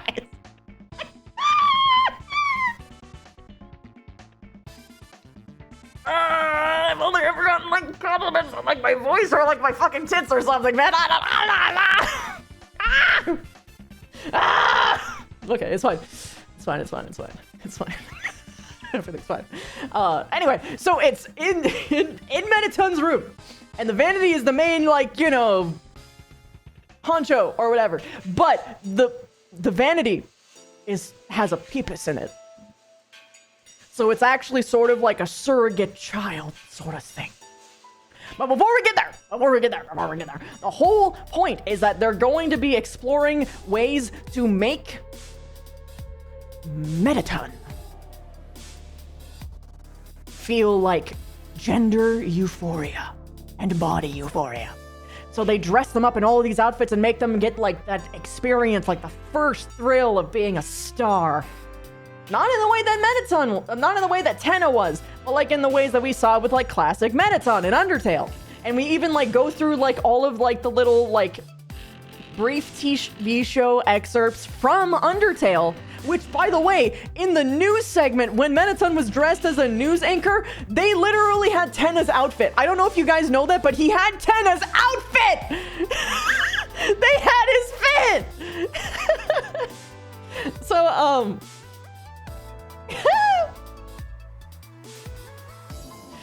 so, like, imagine them just, like, basically going through it and, like, getting, like, basically their dream world.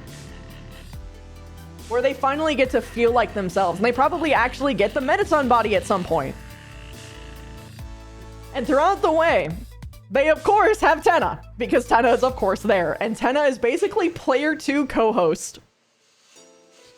And Mettaton, like, the whole time is, like, soaking up the limelight, but also they're trying to, like, draw attention to, like, how awesome Tenna is. And the crowd doesn't have it. And it pisses Mettaton the fuck off. Because they're only interested in the brand new sparkling stuff. She's like, no, my baby boy's perfect. Y'all just don't see it. But like, and of course, romance blooms because of course I'm gonna do that. Are you kidding me? If I'm gonna be spending this much effort on a fucking fan fiction, of course it's gonna be sex scenes. Are you kidding me? but for real though. And like, here's like the really fucked up part is like, cause like at the end of ends of this, these two are in a happy fucking relationship, healthiest fucking shit in the world. They both finally Mettaton gets their dream body, and Tenna gets to have the reassurance that actually what he is great exactly the way that it is, and he doesn't need to be new. He doesn't need to be anything else because what he is already beautiful. And, you know, saying that to Tenna helps also Mettaton, because I imagine Mettaton is similar to me in the regard of one thing, in that they kind of figure out their own shit by helping someone else. But also Tenna, like, these two mutually being like thinking that the other person is like too good for them is just, this is why I have the chef hat on. I'm cooking, you see. And but yes, by the end of this, they're like the happiest family in the world, along with the wardrobe. Along with the vanity and the mirrors. And then Chris and the gang show up. And this is where shit gets complicated. Because they can't keep a dark fountain open at the risk of having a Titan show up.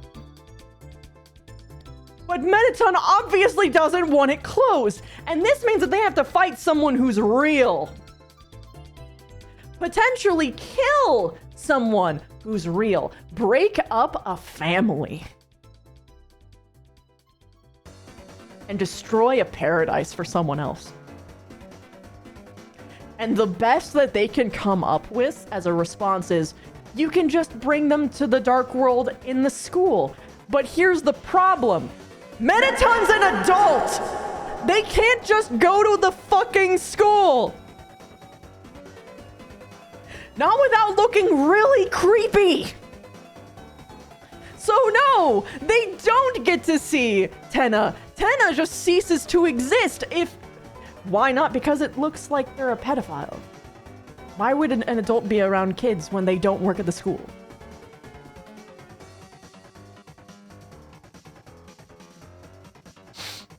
Chapter 2, substitute teacher Mettaton. I don't think Mettaton can be a teacher. At most it would be for like a drama class. Actually, wait, hold on, wait a second. You're onto something here.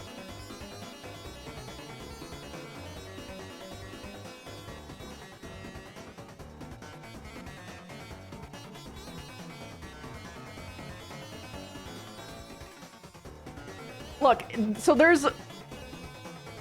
You can only make so many excuses to show up at a children's schoolhouse. Even if it's a small town. Like, sure, maybe one time you could get away with it. But if you are in, like, a committed relationship, and you have, like, a whole-ass bombastic body where this feels like the closest thing that you are to you... Ain't no fucking way. Ain't no fucking way. I don't think that would work that good. But also, though, theater teacher Mettaton, though, is a pretty good solution. It's a concern as any adult shows up near a school that hasn't got a child. Yeah, that's pretty much the big thing, is that Mettaton doesn't have a child. They have no reason to be there.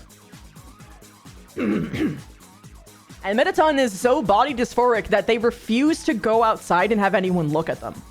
Like, that has been a consistent through line for, like, every single game. Until they get a body that is okay enough, and then even that wasn't enough, and then they got this body and they didn't want to go back. If you're showing at the school and go somewhere, you doubt many people would blink. But now if you're hanging out with the kids, people might get suspicious. I mean... They would inevitably be leaving it, or like similar times with Chris and Susie, and that, yeah, I mean, it's a small town. People are gonna notice. People are gonna talk. If someone here is uncovered as a PDF file, they would not last a trial. No, but yes, no, it's like, it's just a problem. Like. Because, like, there is no doubt in my mind that Mettaton would be, like, begging and pleading to not have it, like, their perfect, like, world basically stolen from them. Because, like, it's not just, you know, it ain't just about Tenna. It's about everyone else, too. And sure, they can get everyone else in there, but, like, I don't know if you guys remember this, but... The Mettaton, Napstablook, Maddie are kind of poor as dirt. They don't really have many objects to speak of. So they'd be basically getting rid of every single, like, object that they have in their house and throwing it and carrying it into the school. Which, yeah. Yeah.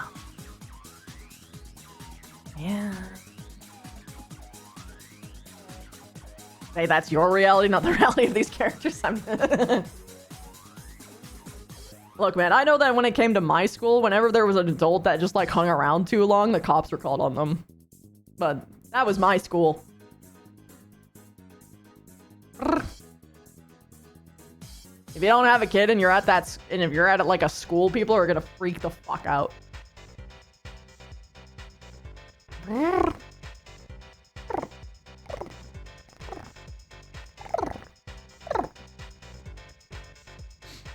Define hanging out, like being on the school property.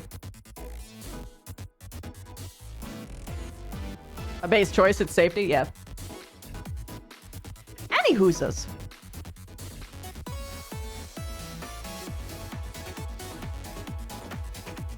I mean, the sad part is that they don't really... If kids go missing in that way, it's not because they're actually missing, it's because they're, usually they're killed afterwards. They're very often killed, but that's very... Let's not talk about that. But either way... Like... Hello, I'm back. Imagine how... Hi! Imagine how fucked up it would be for Chris. Chris particularly, having to listen to Mettaton talk about how... This is the first time that they actually felt like they were in a body that was their own. And they felt like they could actually be themselves. And have the power to do so. And then Chris having to take that away. Do you think that he would? Do you think he'd hesitate? Because, like...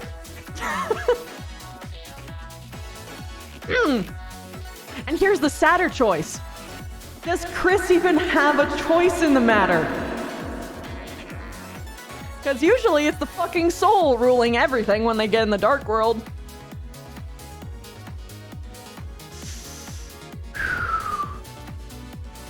Would Chris ally with them, you wonder? I imagine Chris is like Chris, as Chris would, the soul might not. The soul probably wouldn't. Check my DMs. What for? What did you send to me?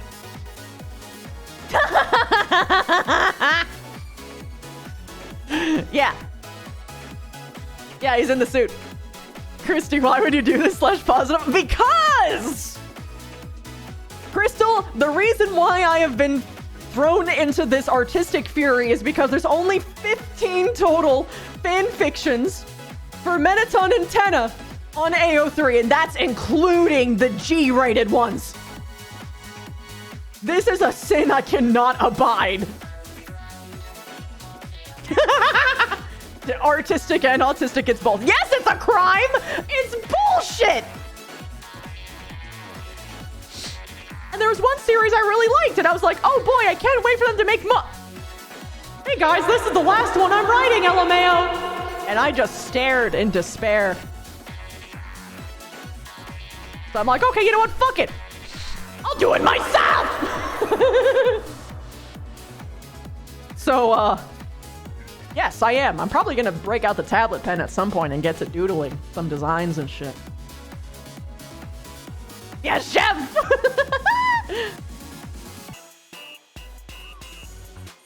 Actually, you need to see the hat. It's important that people know that I'm cooking. Come here, Mochi. Hi, baby. Hello, sweetie girl. Oh, sweetie girl. Oh, baby. Hey. Oh. Yes.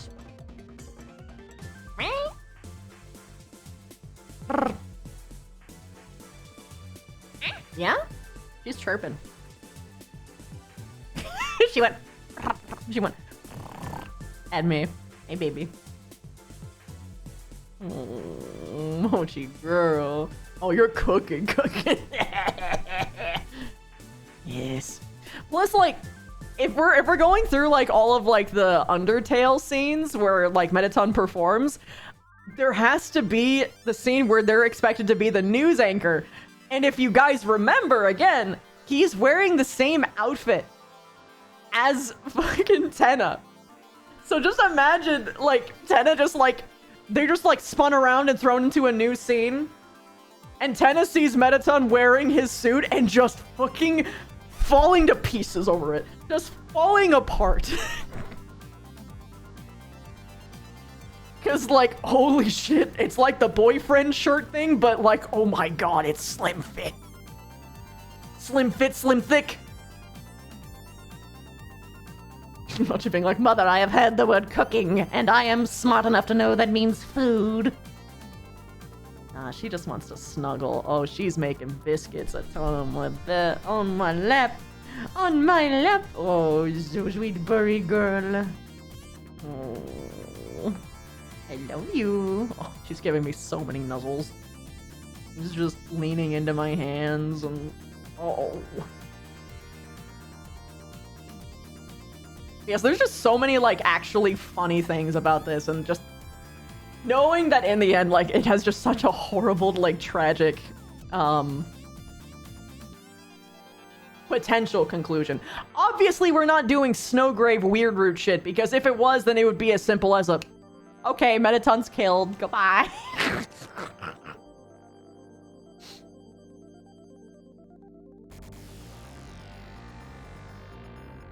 Oh, thank you much. Probably, like, one of the sadder things is that, like, if the Dark Fountain gets sealed and they just see, like, what was Metaton's body, and it's just, like, a fucking amalgam of, like, cut up, like, different Monster Barbie dolls and, like, Bratz dolls, just kind of, like, haphazardly, like, stitched and sewed together, like, action figure parts. Need to get back into creative writing again. I'm just happy I can do it now, because pre-divorce, I wasn't allowed to. Because I was told that I wasn't allowed to be like one of those streamers. Yeah, it was one of the many things I wasn't allowed to do.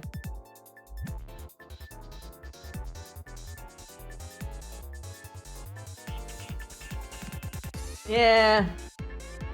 But now I can! So I'm gonna do it. I'm going to go full throttle. He didn't... he didn't... Yeah, no, it's... He was comparing me to titty streamers. And even then, get that bag, girly pop. Why is that a problem? But yeah.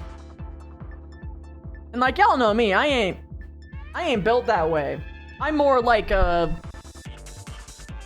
I mean, case in point, I don't even got tits. I've got like... I've got boob shape in like a chest plate kind of thing. I don't got no jiggle. That said... Damn, is it a nice body? Oh, Mochi, you're covering my face tracking. But yeah, like... Not gonna lie, he sounds like a jerk. Understatement. Did you know that I wasn't allowed to, like... Whenever I asked for something like a piece of toast to, like, keep myself having energy for my stream, he never would do it.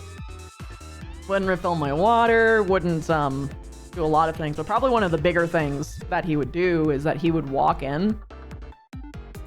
Whenever I streamed, he would phrase it like it was a choice between me choosing my work, which he would always give finger quotations for. Like, literally, like, he would make finger quotations at me whenever he talked about my job. Or... Come on, Notch, please settle. You're messing with my facial tracking. Or spending time with him. So, whenever I did stream, he would randomly, in the middle of my stream, insult or degrade me, saying that he's, like, upset about me streaming, or he would point out to, like, a bunch of chores I didn't do, which, by the way, I did every single chore in the house on top of my career, on top of taking care of the cats in every aspect. And, yeah. So basically, he was Pavloving me into hating my career. And that was why I slowly stopped streaming. Like, that's the actual reason. And he would do that whenever I hung out with other people as well. It wasn't great. Yeah. And I'm sure now that I pointed out, you guys are going to notice this, but I'm going to be randomly muting and just talking in a direction and looking a little sad for some reason. It was every stream. So yeah. Yep, good riddance. It's the Suabthon! I am rid of that asshole.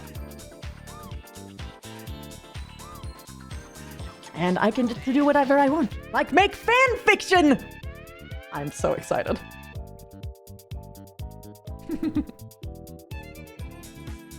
Speaking up. Yeah. You were wondering about those? Yeah. Yeah. Sometimes it was multiple streams. Sometimes it was multiple times in one stream, I mean. Right, future! Hurry! Well, yes.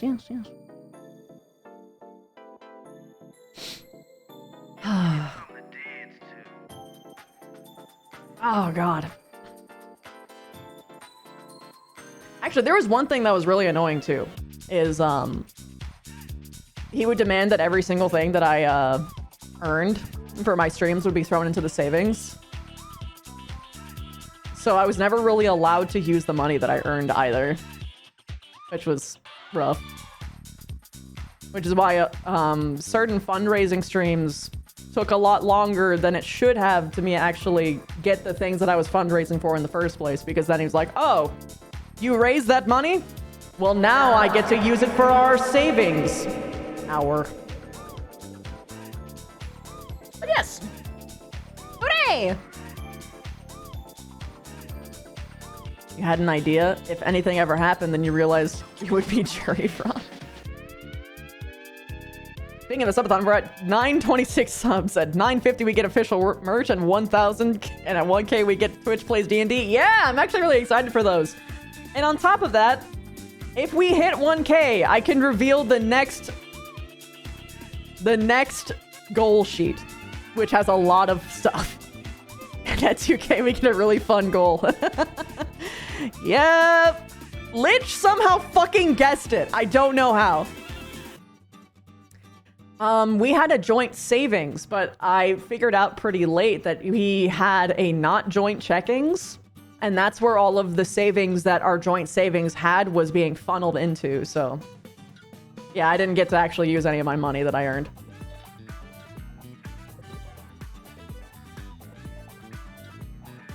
You just built different.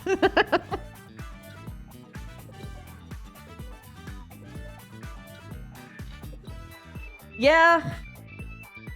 Yeah. There was a lot of financial abuse, too. In my opinion, from what I experienced, it was financial abuse. And yes, I have to say that every time. Unfortunately. But yeah.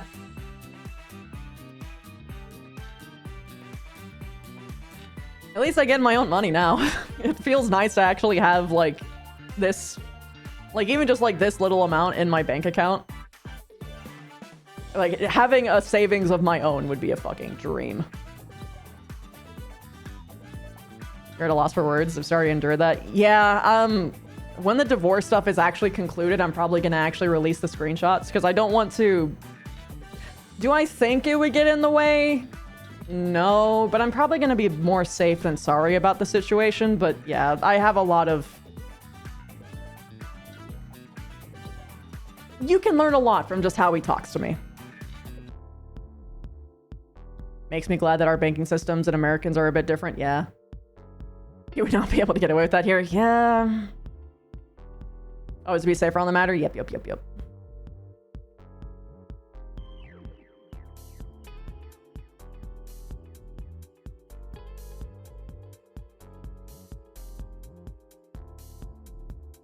Oh, yeah.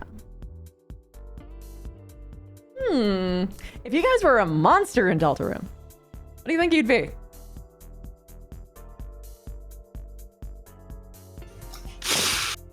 I don't know enough, I think. That's fair. From what you're hearing, you believe that he was treating you as a slave in both profit and other. I was basically his property. From my experience, it felt like I was his servant first and not his partner. I wasn't really allowed to make any actual real decisions, and in the end, I felt as though I was forced to give him sexual favors, which resulted in a lot of streams being canceled because it hurt so much that I couldn't stand.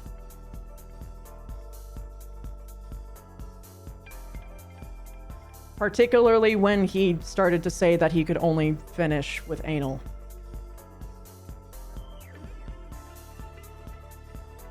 But yeah. It was my life, 15 years, you know. I haven't lived a single year before the age of 4 years old where I wasn't groomed in some capacity, unfortunately. Yeah, no, I understand, Maroon. You're good, you're good. Does it specifically have to be a monster that already exists or any sort of monster put in that universe? You can go for a bit of both if you want. Okay, yeah, he's disgusting. Yeah. Yeah. And divorce is for a good reason.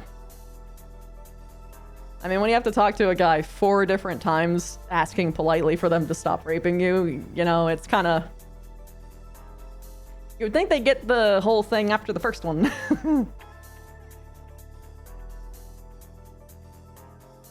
I would not go that far.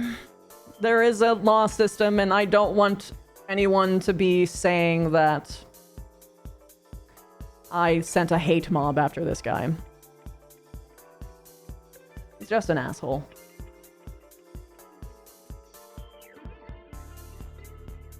But yeah, you know, it's just better than I'm away from him. Makes your OC with the night design sounds like it could be a fun. Why some music for new movies have to be so catchy? Right! Actually, if you haven't seen K-pop Demon Slayers, I think it's called, right, Wolf? K-pop Demon Slayers? Yes. You should. It's so good. It's on Netflix. I watched it last night with the crew, and oh my god, it's so good. It's so good. I love it. I love it. Really good music. Yeah, no, I love all the songs. Yeah, it came out. It's so good. There's also a line in there that like hit me like a fucking bag of bricks. Don't spoil it for them. But yes. I know. And one song stuck in your head. I really love the ending song so much. Like it hit me in the heart, in the feels for like what I'm going through, you know?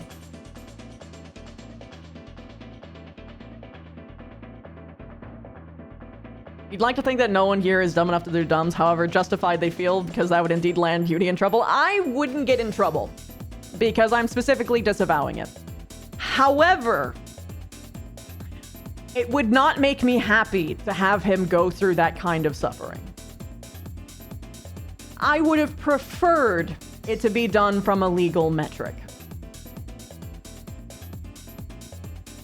And it would have been nice to have him on a list, but unfortunately, police don't really care unless you have, like, video evidence of the event happening and you screaming, "I am being raped!" And even sometimes that's not enough, which... Did you hear about the new announcement of the Moana live-action movie with Dwayne "The Rock" Johnson as Maui? That's interesting, Yes. but I'm still not gonna watch it. I absolutely refuse to watch any of the live-action Disney remakes, regardless of how good people will say they are or aren't. That's fair, I'm not shut giving up. them my money. Remake fatigue, yeah. I mean, like, even then, just, like, they haven't really done anything. Despite you not doing that, yeah. Mm-hmm. To be fair, they just got off the tails of Lilo and Stitch. I have no faith in them. Yeah, no, after Lilo and Stitch, I don't trust Disney with anything. And the sad part was, it wasn't even the director. The director wanted to make it good! But he wasn't allowed to. So, I just don't trust Disney.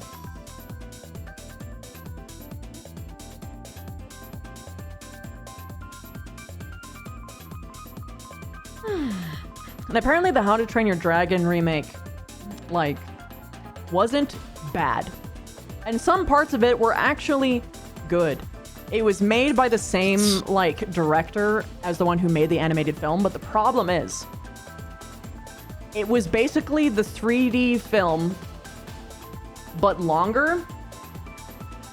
And, like, sure, like, some characters were expanded a little bit, but some people's character actually got reduced a lot, and otherwise, it was just basically the same.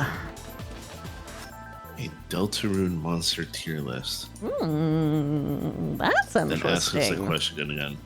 And then ask you that question again. Oh. Is there a tier list that's already made for that? 15 years dungeon if you're gonna do a Trimatic hyperbole. No, I get you, Shock. We get you, Shock.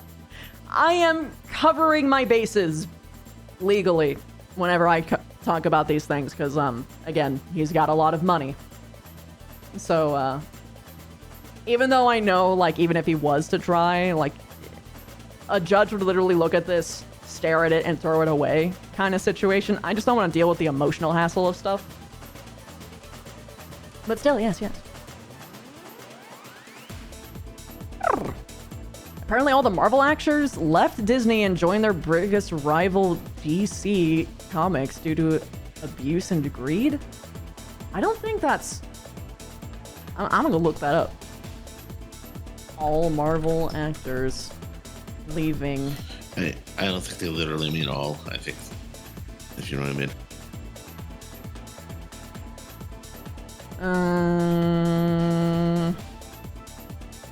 Oh, I see. We're done with this. Avengers stars quit and sign new. Oh, interesting. Which ones?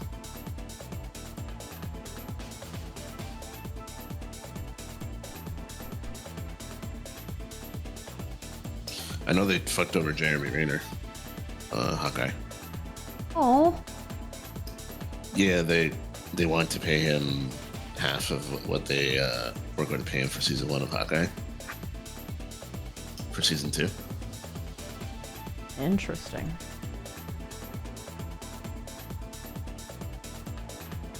Huh. Wow. Oh, that's a couple people. Oh shit, they lost Thor? Damn!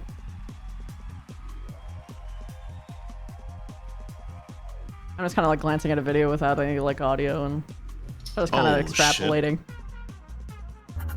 Huh? Christy, you got a sub bump. Oh shit! Melbourne Shuff just subscribed. We got to 950.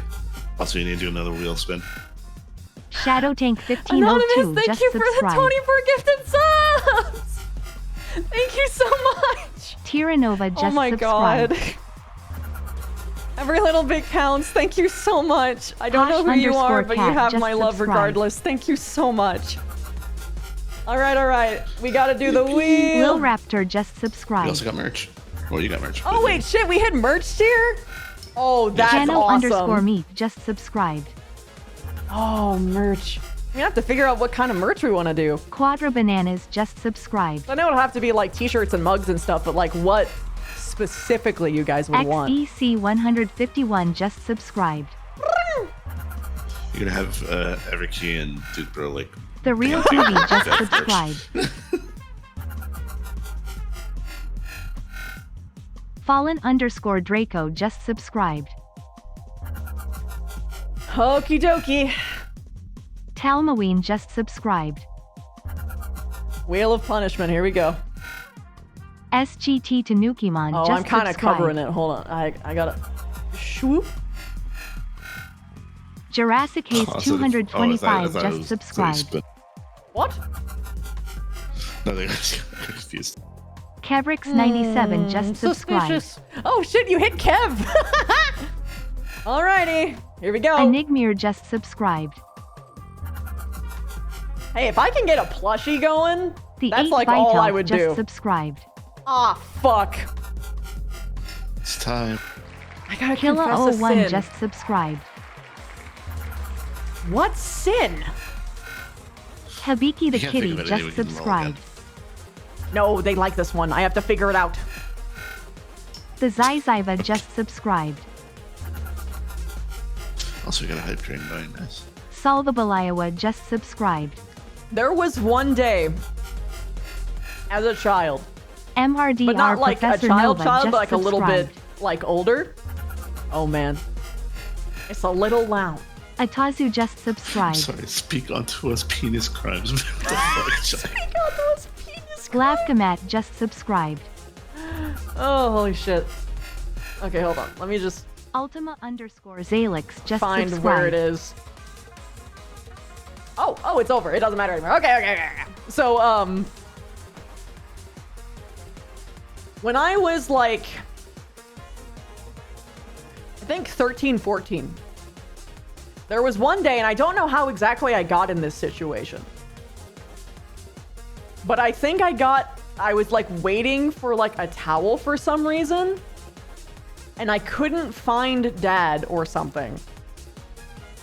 And I wandered outside in our neighborhood, butt ass naked. And at first it was fine. I was just like looking for Dad, like naked as the day I was born. Walking around.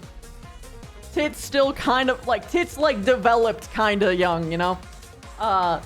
Walked in the backyard, couldn't find him. And then I walked up the hill and I was like, oh shit, why is everyone outside? Why are there people outside now? I can't go up there, but all the doors are locked down here. So I go down and I try and like, you know, like knock on the doors. And then, oh shit. People are outside in the backyards now. So I was just, I walked up the hill and I was like, just kind of like laying low to the ground, fucking tummy down, hoping no one saw me. And then all I remembered what happened next is my dad rushing outside with a towel in hand, covering me and then guiding me inside. I don't know how I got here, but that is one of my most vivid memories. You were a walking crime. I was a walking crime, but I also was a child. Didn't know what was going on. That's what I meant. No. Thank God for Dad. Thank Yeah, God for yeah. Dad. Yeah. Goody laying down in the dirt naked like a slug. Yeah. It found me, you know. But I like bugs so much, I just had to become them. Are slugs bugs? That's always a question I always wondered. They're, I think invertebrates.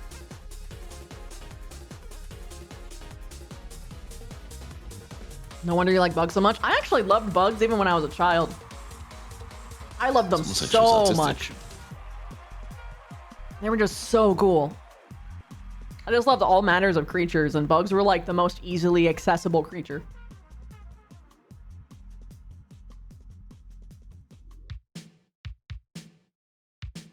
But less another person's fault.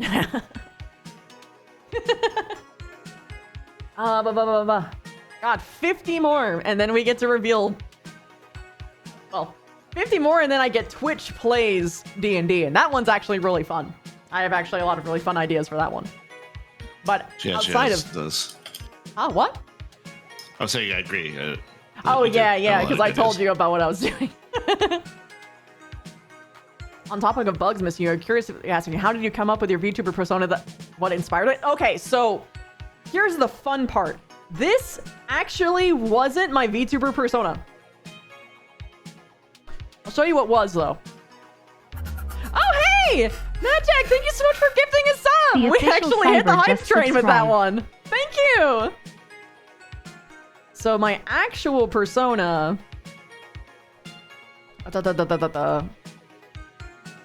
that I drew myself. Where are you? Is this. Oh, wait, no, that's the wrong one. Hold on.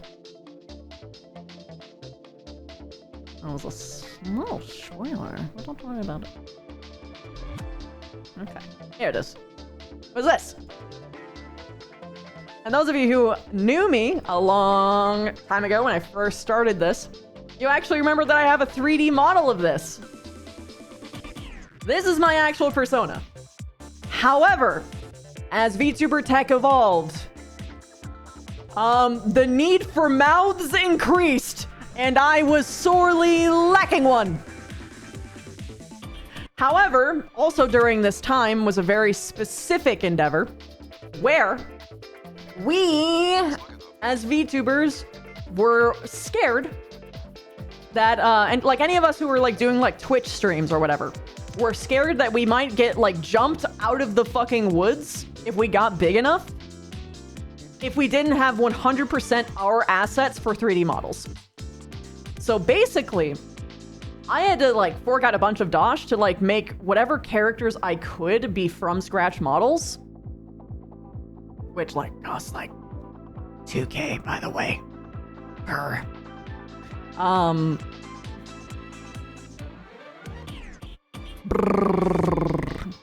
So that we wouldn't get like jumped and sued into the ground. So what ended up happening is that I spent a lot of money on giving my various other prolific characters, what's it called? Models, right? So what ended up happening was all of my OCs got facial tracking and like proper like rigs for like VTuber stuff before my actual Sona did. And that's why actually within the next like list of sub goal sheets, there is a section on there that actually says get myself a proper VTubing model. Because this one isn't my design. Well, I mean, it is my design, but it's specifically an OC of mine called Vivina Cesaris, her hybrid form. And I was actually in the process of getting like a new model like designed and stuff. I actually had a really awesome artist that I was really excited for. But then all of this happened, and also like when I was trying to do that the first time, he took my money away again. So in my perspective, I did not feel as though I could keep that money, and he leveraged my security in the relationship and the safety of being within the home. So I was not able to get the model that I want, even though we fundraised for it and we got it fully like done and all that jazz, but it didn't matter because my stream wasn't important. So yeah. That said though, this design on its own was inspired from my love of monster girls, particularly of like the buggy alien ones. I love me some funky mouths, multiple eyes, just multiple tongues even. It's just, there's just so much to love from this stuff. But for this design in particular, it was meant to show off like how much of a warrior Vivina actually was. And for those of you who don't know anything about Vivina, there's actually a secret like tattoo badge system that is made that's like basically a language for Bugkin, where specific symbols mean specific things, and the only reason that you get a bioluminescent tattoo in Bugkin society, which is what Vivina was, is a species called Bugkin, is if you get an award somehow. And the awards only happen if you do something of grand importance and value for the entire Grand Hive. And Vivina has a lot of them. So a warrior mark is a triangle shape. And basically how Bugkin marks work is if you get another honor in that society, basically you add a little dot as basically like a double. So in the case of Vivina, I'm not sure you noticed, but there's 1, there's 2, 3, 4, and look at all the dotty doos. That's a lot of dots. These are warrior marks. These are literally her badges of honor for fighting in wars. So yes, even this means something. This means something. This means something. Hold on, let me lift my arm so you can actually see it better. That means something, and those have more fucking marks as well. This is the princess mark, by the way. Basically, that's how you know that she is high-ranking, like, nobility. Because Bugkin is a meritocracy system, so basically she had gotten so many awards that she's basically has been going up in rank and social hierarchy. And this is All Mother. This is the All Mother mark, which is basically something that she got for developing, training, and passing on her genes, you know, from like gene sequencing and splicing onto other Bugkin to make sure that her particular talent for transmutation was passed on. Can't believe you made freckles a mark of honor. They do be precious. Yeah. She's outright melded up to the make a North Korean officer jealous. Isn't she the queen? No. She's a princess. You would argue that it would be easily argued that she is like the second highest rank out of like the entire like Bugkin Kingdom. But no, her sister, Parasite, is the queen. Not Vev? Oh, what about her sister, the queen? Oh, yeah. So, she has a lot of markings too. But also, she's kind of at a point where she doesn't need markings to have her, like, power, to have her prestige be known. Because it's just felt from, like, the moment that you look at her. At least as a Bugkin. Her is the short, stacked, and based. Yeah, no, she's itty-bitty. She's an itty-bitty. I love Frizz. But yeah, she still is royalty and high up there in the royalty, right? Yeah, no, Vev is like... If there was such a thing as like a next-in-line princess, that would be Vivina. But there is no thing as a next-in-line because Frizz won't die. At least as far as Bug can think. And so far has not happened in pre- or present-day canon.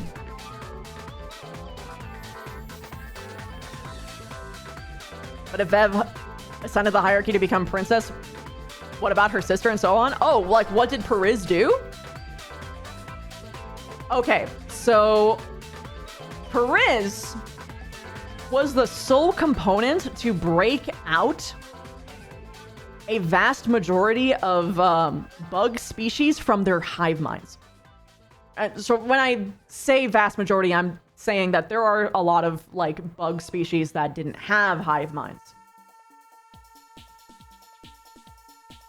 But there were some that did, and they were forever enslaved. And basically where these fucking like war marks came from was from Vivina, Periz, and all of their sisters and brothers initially fighting these wars on their own to break people out of these hive minds. From what they called, they were slaves to the hive mind. It was technically a biological function, but what Periz did is that she nullified it and allowed them to have their own, make sure that they were actually free to make their own choices and not just be literally mind-controlled pawns. So basically the reason why Periz is so revered is because it literally could not have conceivably happened without her. Because if you just killed the queens, then they would be extinct. So what they did was they basically, but she is still the queen. Okay, so the reason why they're called false queens is because they mind-controlled people. Periz does not like that she is called queen. No, actually, she wanted nothing to do with any form of reverence. She actually hates it a lot. She broke these idiots free in her mind, and the first thing that they do with it is worship her, which was like the biggest insult in her mind, so she's pissed off about the whole thing. But she does feel responsibility because she's like a parent, you know? They barely know how to walk. She's helping them. That last was sarcasm? Oh, yeah. To the point when the bugs got free, do you remember Uni telling you this, that being able to choose their favorite color gave them a panic attack? Yes, they literally could not choose between picking up a leaf with a stick on it and a stick with a leaf on it and a stick without one, without them like going into a mental crisis. Like they had to be heavily rehabilitated.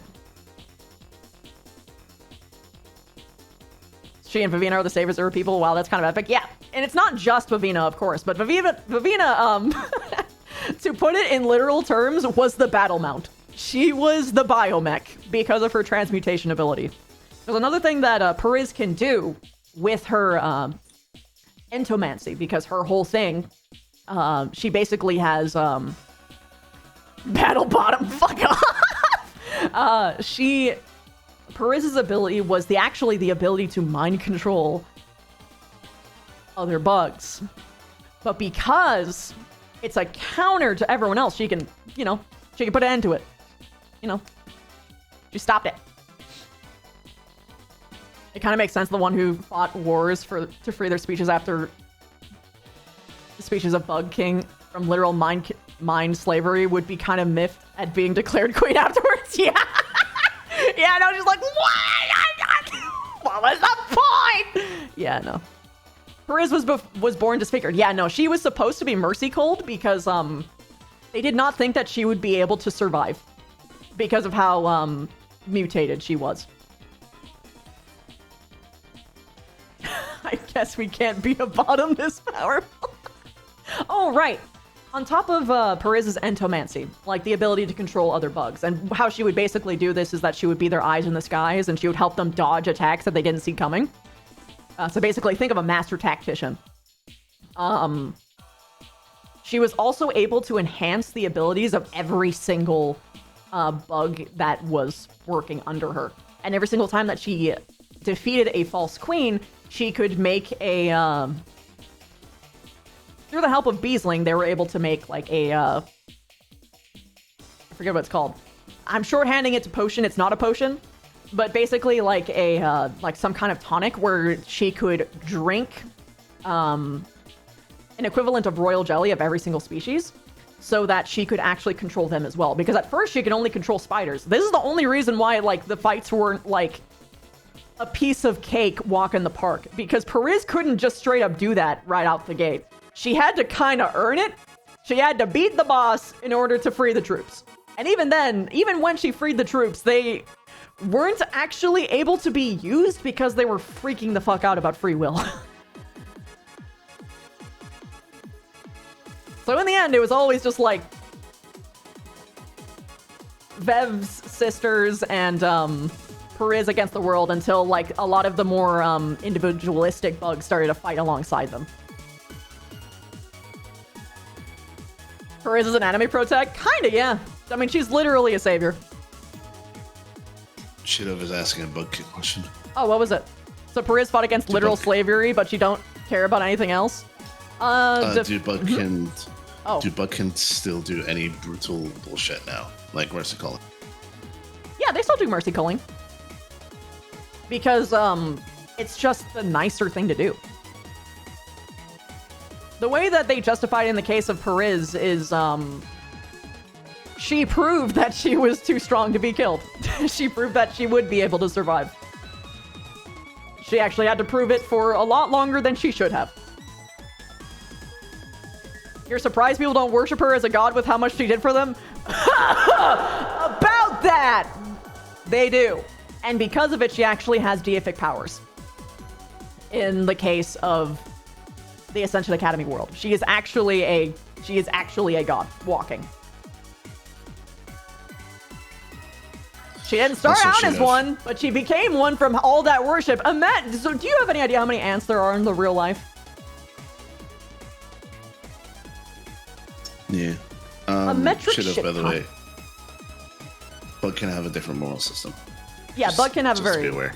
Yeah, it's very different. But, so imagine all of, like, imagine just ants worshiping you. Like, every single ant that was ever alive worshiping one person. Yeah, of course they're gonna become a fucking god. But she doesn't just have the ants, bro. She's got all of them. But if Perez was mercy cold, what if there were any other weaker Bugkin that could have been terribly useful? They haven't succumbed to their mercy killings, but the Bugkin would never know. Because them all be dead now. Yeah, it's an actual philosophical question that is explored within the Bugkin kingdoms. Because there's a lot of things that are debated quite a bit.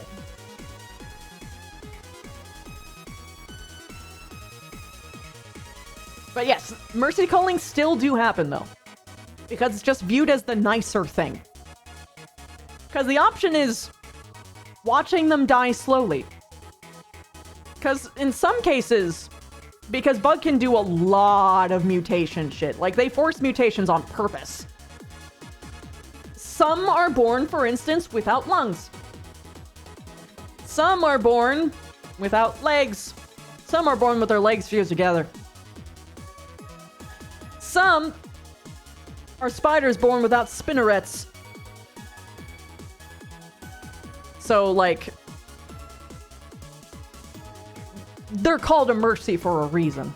But of course, within, like, all of those, for all that they know, they had, like, a super amazing specific mutation that would have made them, like, incredible to have around. Is that why Vev is so important? Yes! Bev is important with bold and underline. There was a reason why Perez got really fucking pissed off that she made the Specca deal. That she got something seared onto her without asking what the fuck the fine print meant. Even though she trusted Specca with her life and that she wouldn't like do something that would like jeopardize her or her mission. The fact that she didn't have evidence to disprove otherwise was considered a betrayal to the Hive. So she got punished for it pretty bad. And it was also why the whole, like, demon blood in the eye thing was such a huge fucking deal, because she can't afford to have her genetics be lessened, tampered, unusable.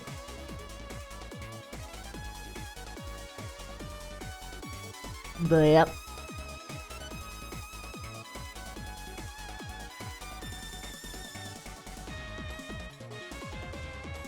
She's the answer to this problem, letting people just morph missing bits. Well, yesn't. One of the bigger things is that the ability to have transmutation means that you can kind of just wash away some problems that you're born with. But the problem is that also because of how complicated Vivina's ability is, a lot of people are probably going to kill themselves on accident. Like, they're going to accidentally invert themselves, and they won't have Beesling there to put the pieces back together. That said, it's going to help for a lot of things, and it's going to help for, like, very specific situations. Like, the true craziness of Vivina's ability, like, in its purest form, like, within Vivina itself, all of her predecessors are going to have it lessened, obviously. But, all right, let's try this transmutation thing out. Ejects heart. Yeah, no, exactly. That's something that can happen. You could literally shred your insides with your fucking white blood cells, for instance. But anyway, because Vivina's control is just that hyper-specific. Like, she can control everything down to the molecule, but she's scared to. Rightfully so, because she has seen, felt, and unfortunately personally went through what can go wrong if you don't know what you're doing. And the more precise and the more specific that you go when it comes down to, like, that cellular level, the crazy amount, the easier it is for everything to go wrong. It's one thing when you're missing legs, but otherwise you'd be fully functional and you get killed off, and another when you try to grow an extra penis and explode and die from blood loss or something. Yeah, it is. Unless it's Toon Force transmutation. Not Toon Force. No, there's Poof and Crunch. The one you want is Poof. Yeah, Vivina is Crunch.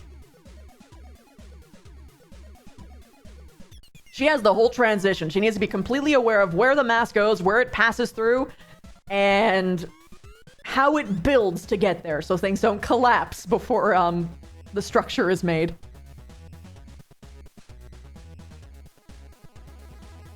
Honestly surprised they even let Vivina out of the kingdom to Ascension Academy with how important she is. Yeah. Well, she more or less proved herself that she could handle it. They genuinely do not believe... The Bugkin are so prideful that they genuinely do not believe that it's even possible for Vivina to die unless it's from sabotage. And the only reason why that... arrogant. Yes, well, yes. But anyway, they are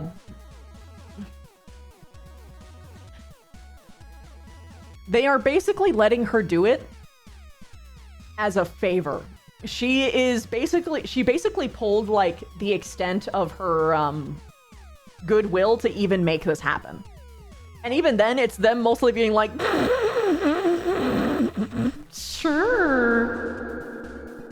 Sure, prove us wrong about how humans are actually good. Sure. So in their mind, it wasn't gonna last that long. They're surprised that she's been out this long. And the longer that she is, the more tense things become. That said, with the whole saving one of the hives thing, there is now people who are actually going like, hey, wait a second. I think Vivina might have a point. Oh shit, this is interesting. And Perez being like, fuck, no, I won't. I won't let it happen.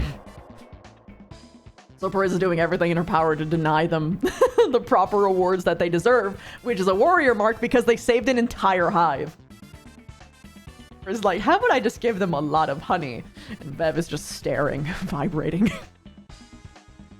And a human was involved in the saving. A human, yes! A human with fucking bug zapper powers, no less. Like, are you kidding me? Like, that's the biggest thing. Can't wait for Darz to get his warrior mark. Yeah! I mean, Bev is gonna fucking fight for it tooth and nail. That's just how based Mason is. So is this a sister quarrel or a lethal thing? Or oh, no, it would never be lethal. Perez would never kill her sister.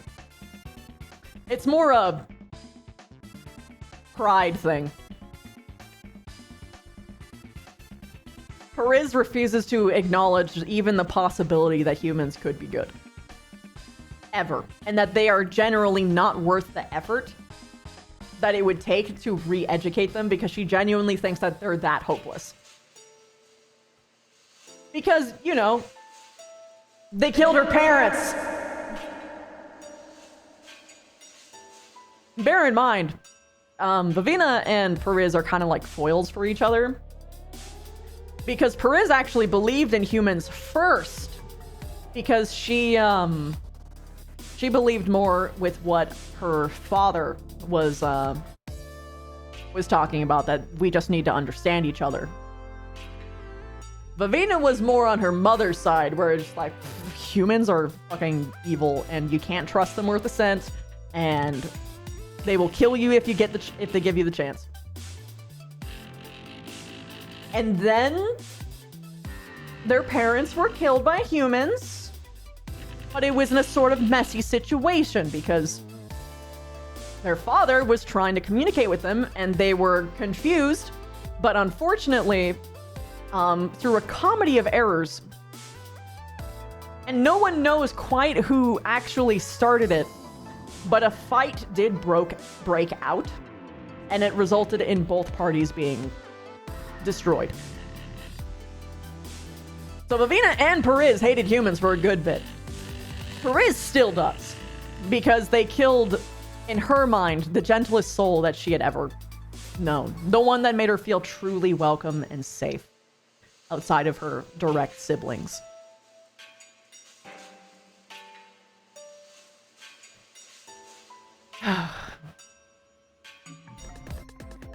And then Vivina ran into a human boy. And the rest was history.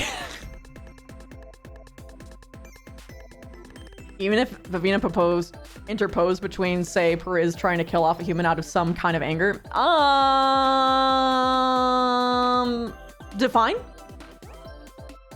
Oh, no. Yeah, no. They still wouldn't kill each other. No, like, that would never happen. They would never kill each other. Either of them. Even if, hypothetically, Perez was trying to kill Chips, she wouldn't kill... You know. Neither party would kill each other. Because they genuinely love each other.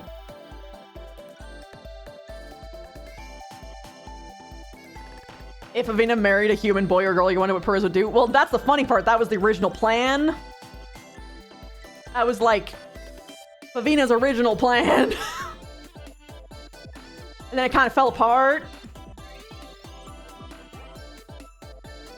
But, it would take a lot for Perez to acknowledge that marriage. And even then, like, Bugkin as a society do not have a marriage culture. They just don't. They have mates. And polyamory is very common. So, it would just be like, okay, are you done playing with them now? Are you done? Are you done yet? Are you bored yet? Has he died yet?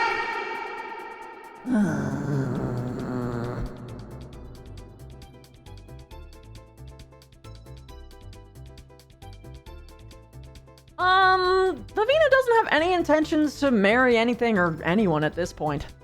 She's gone through so much relationship bullshit that She just wants to be with people that makes her actually feel like she's her.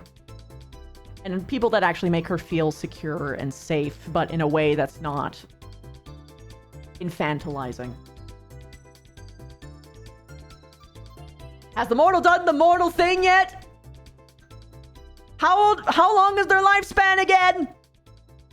How much longer do I have to wait?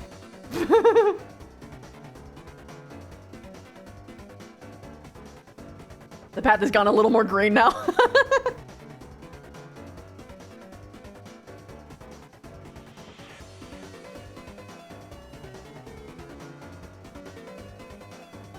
She doesn't want a relationship anymore. She got burned. She kind of like... She does and she doesn't. She needs a lot of time to heal.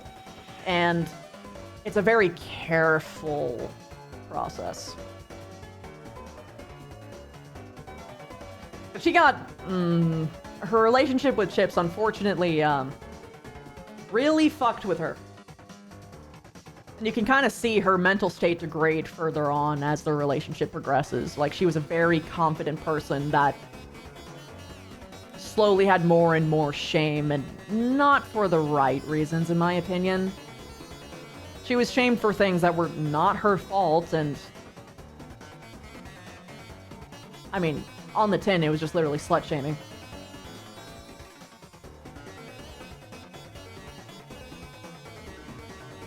Can't help but notice parallels. Yeah! Funny!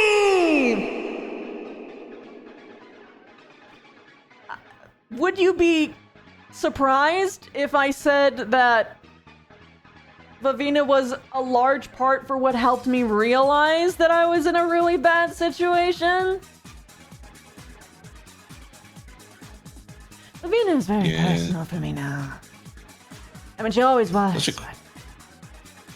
There are actually quite a few characters that dove a bit to that going on. Yeah. A lot of them did in like their own like different little ways, but Vavina was like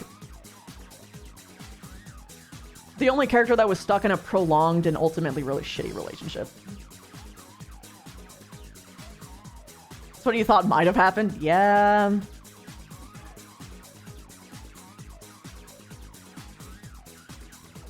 You're noticing more parallels with Madame Moda and the whole thing here? Yeah! Funny! Funny! Funny! Funny! Funny! Funny! Funny! Funny! Crazy what the subconscious will do. Because that's probably the scariest part for me, is that I didn't do any of that shit consciously. It just happened. Oh, it just happened. Yeah. There's even more that people make connections for. Oh, yeah. Indra being one of them. Indra was a big one. Yeah. The subconscious will yell at you. The coincidence is insane. Yeah. Yeah.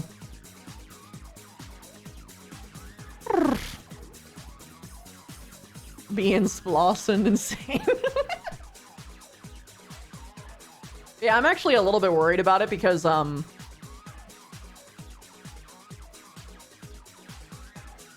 hopefully when I go and play these characters again, I don't...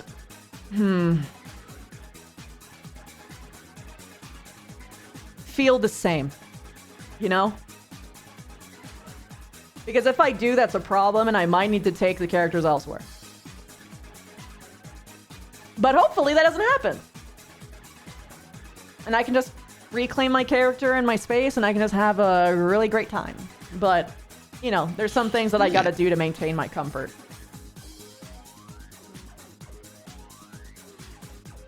Yeah, this is a bit of a conundrum. Yep.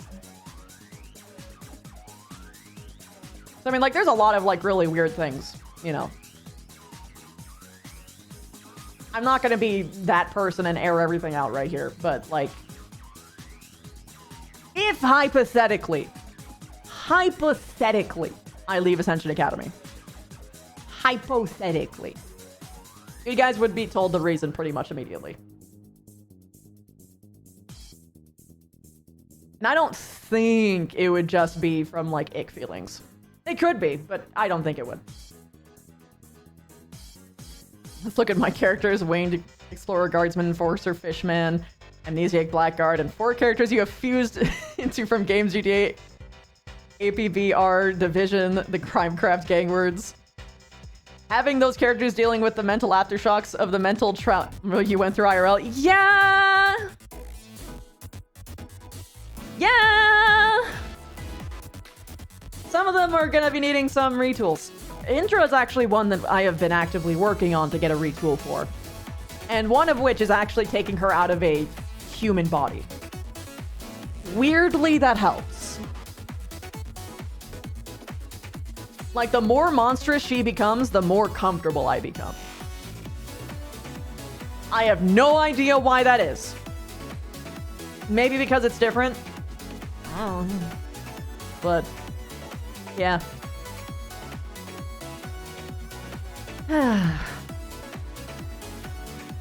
Which on that end, it's kind of frustrating that I was kind of told last second that for the hybrid form, it was just going to be a ultimate. When hybrid was supposed to be just her new neutral, like her new always, like she was supposed to just always walk around like this, but oh well, I guess they changed their minds. This would have been nice if they told me.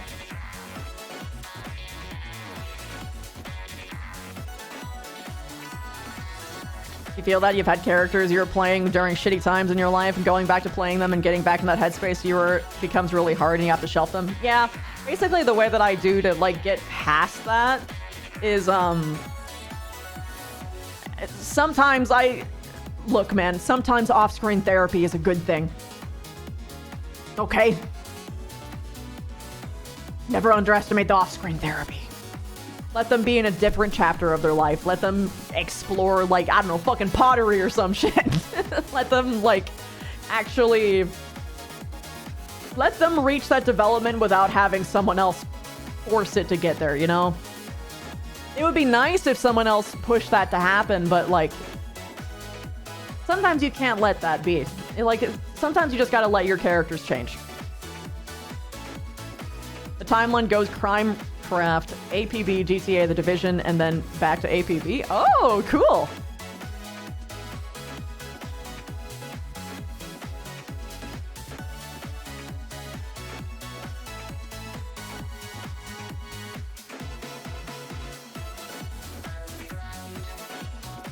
That said, there is some new roleplays that I'm joining. One that's actually an old one that I'm returning to. Hopefully everything works out and I actually get to do what I want, but I mean, if it doesn't, I'll just let you guys know and hopefully I'll get in next season, but you know. A classic will be coming back. Assuming everything goes well.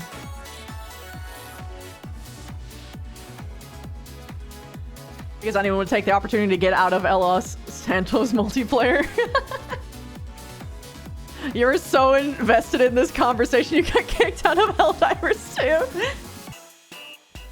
Wait, what'd you just miss? You got home? Oh, we were talking about a lot of stuff.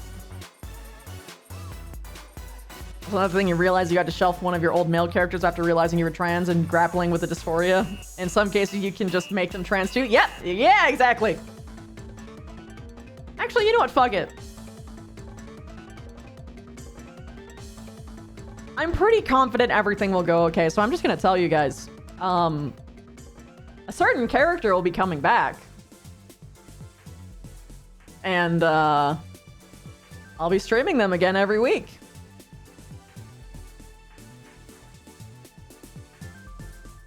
Doc U is making a return. Back in Neon Divide. So, look forward to that.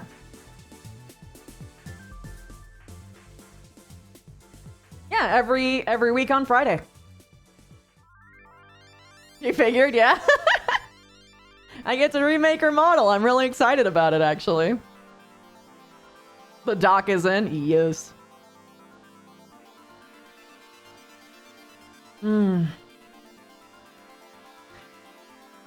But yeah, I'm told that basically it's really unlikely that I don't get it, so I don't really mind announcing it. And worst case scenario, I just come in next wave. But that said, I was told that I've kind of got a pretty good chance of it. Usually watch Spaz, Faye. Oh, yes! Oh my god, Spaz is still there!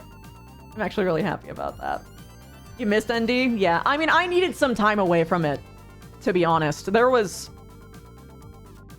a lot of shit I was going through, and in particular, I still have to kind of deal with where the pre-lobby is located. I don't know if they're gonna change that. It would be awesome if they did, but I don't think they're going to. There's some of you who know, but I was literally molested in the post lobby of one Callus Row session when it was Callus Row.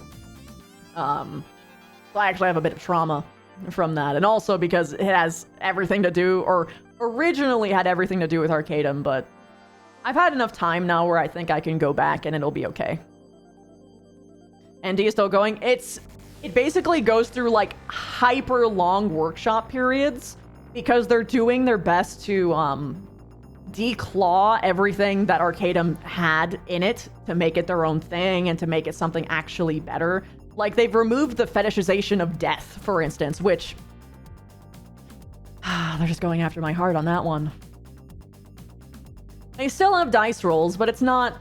I mean, I'll accept dice rolls. I mean, I'll still be annoyed by dice rolls, but I won't have to worry about my character dying because the DM happens to not like me, for instance. They have done a crazy amount of work on skills. Yep.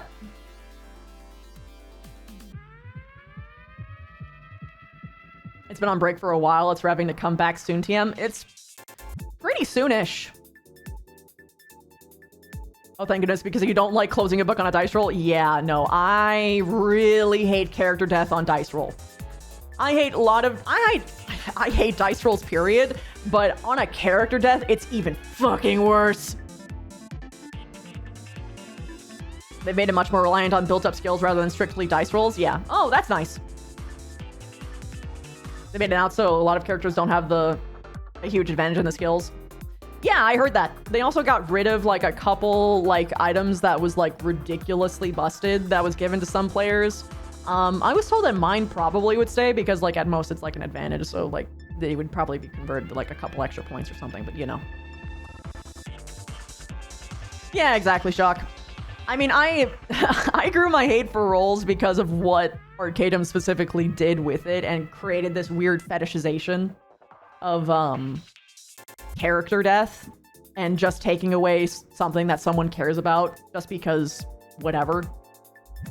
And I mean, like, we've seen like really like okay rolls kill people that it really shouldn't, and we've also seen really like bad rolls succeed somehow for his favorites, and it turned me off. It turned me off so bad. I couldn't do it. Gacha games disgust me. Yeah, I don't like gacha either. It really contributed to the, you know, that people thought that the people had where they're like, oh, I look into this cubbyhole and I found a scroll and suddenly I gained superpowers. Yep. I remember what you said about the challenge and complexity of running a roleplay, but what would having some of your lore and characters be a foundation of one, like, say, a Bugkin VRCRP based on Vesper be an aspirational idea? Actually, funny you say that. That was always a thing. Like, this was a promise I have had for a very long time, where when Vev's story in Ascension Academy is over, I would be hosting a Bugkin roleplay. And by Bugkin, I mean it would be more of a melting pot of Bugkin, Plantkin, and humans. Or at least that was the original idea. Flora and Stark are now doing their own thing, so I don't know where that's gonna go, but at the very least the Bugkin part's always going to be the thing. And I just thought that it would be a really fun lobby to run in general, just like a little, like, cute little social lobby. Where occasionally I throw in some spice every once in a while. Their own thing? Well, Lulu is taking a lot of breaks from a lot of role plays for good reason. That I won't really be talking about right now, but I'm happy for him. I'm glad that he's doing what he needs to. Ribbon is doing her own thing, and I don't want to spoil what they're doing. Basically. What about the bunny drakes? I mean, if Uzu and Savage want to bring in bunny drakes, I'd be so fucking down. Are you kidding me? Blood Blood Krusnik! underscore Krusnik just subscribed. Reminder folks to take a break, save, stretch, hydrate, and eat if you haven't in a while. Like, oh, you can be like all Monk. these monster races and human. Outplay human. Huh? It's funny. Thank you. Humans. I hydrated. Also, Blood Cruising, thank you so much for the 49 months, and it's a primer too. Thank you. Oh no! I'm not saying that Ribbon wouldn't want to do this. I just don't know what her plans are right now, because this was a plan that we made together 3 years ago. That's a lot of time. And Lulu is currently running one of his own roleplays. Ribbon is also going through a lot of personal shit. So, yes.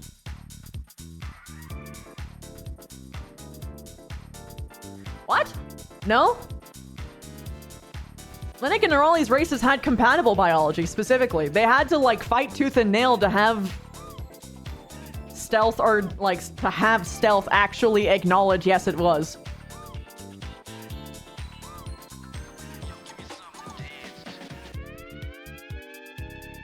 And that basically their god was going to give them a blessing and actually make the child, like, you know, done. Like, she literally drew the kids. Yeah, both of them. Both of the gods putting in a blessing. Dragon blood in them drakes. They were compatible given magical intervention. Yep.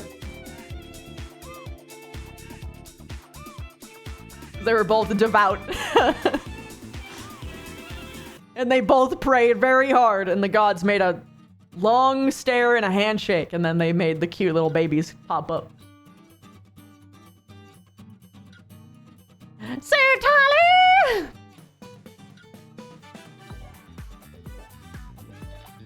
Yeah, I'd be down.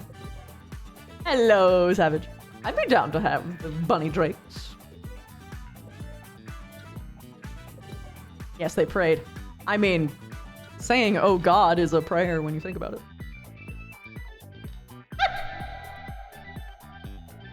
Hey, it keeps chugging along for as long as it has. By the time you actually do have a fucking RP, it might end up being a headset.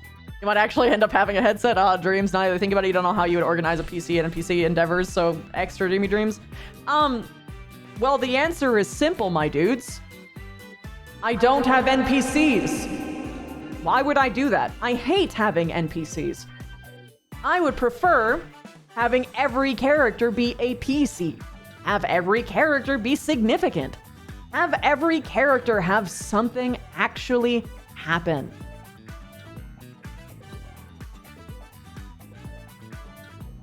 So, yeah.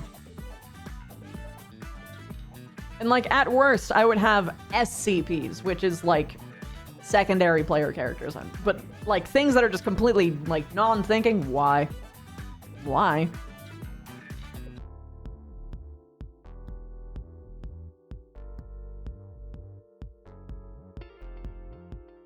AKA assisting player characters, yeah.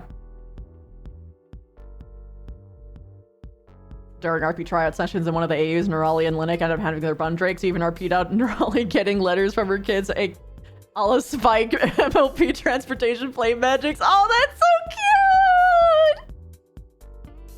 I love that. That's adorable. The only NPCs that should exist is hordes of enemy goons. I mean, even then, you can still have them, like, have personalities, I guess. But even then, like, rather than be living. I feel like you can do so much more with having every character have, like, a mind. I understand in the case of being lost, and we have fun, you know? But, like, I prefer to lean more on existing characters. If you're not mistreated or taken for granted, you would absolutely not mind being an NPC and working and just work one helping to facilitate whoever is the important main story do their thing, but that's just you. I mean, I have seen something really gross happen that I really hate,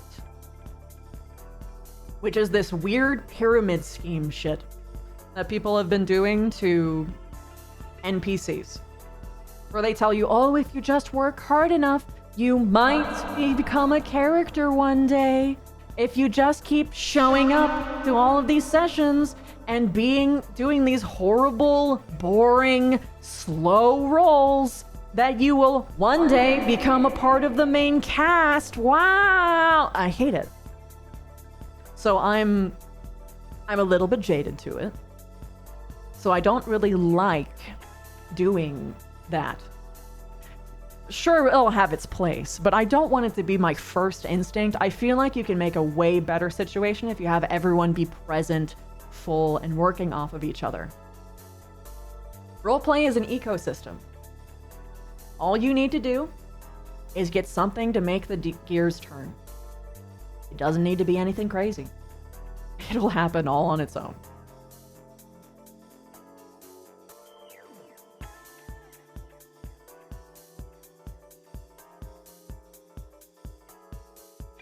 Guess what? You're a character now, and the amazing thing, your NPC character became a character. No, give people the option to evolve from a mob.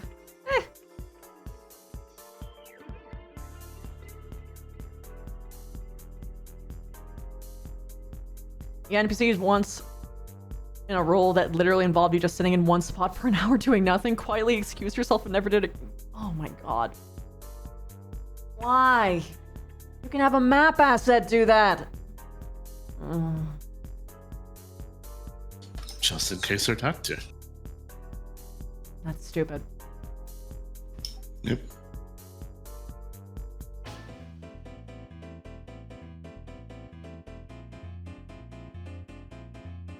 I guess it's a non-canon episode, Mega. That's my guess. Probably something to help the roles be slipped into and a little bit more comfortable, I guess. Probably not something for any of the actual cadets, I imagine. Remember hearing some of what you think about before? That is absolutely abhorrent, but the idea of NPCs is not something that you associate with that pyramid bullshit. NPC stands for non-player character, a person driving an NPC around in the same as said NPC in terms of importance. That's just wrong. Yeah, no, it's a problem. There's a reason why I have such a firm stance on this shit. And a firm stance against dice rolls too. It's really difficult to get away from the mindset of when you name things as non-player characters, because there's going to be an inherent quality difference between characters. This happens even with supporting cast versus main cast. It's less, but it still happens. Yeah. Which is why people have to go out of the way to try to mitigate that. Which I think Eden actually does that to a certain extent, where they give non-students story relevant things that happen to them. Yep. That's how you should do it, because if you leave it alone, they're going to separate themselves because of inherent bias of language. Mm-hmm. All of the characters are important. Every single one. The best thing that you can do is, if there is multiple camps of things, make sure that they interact with each other as much as you can make it. Yep. You have to bake it. If I was making a roleplay, I would have to bake it into the actual roleplay that they do need each other. Because if one side doesn't need the other, they're not going to interact. Yep.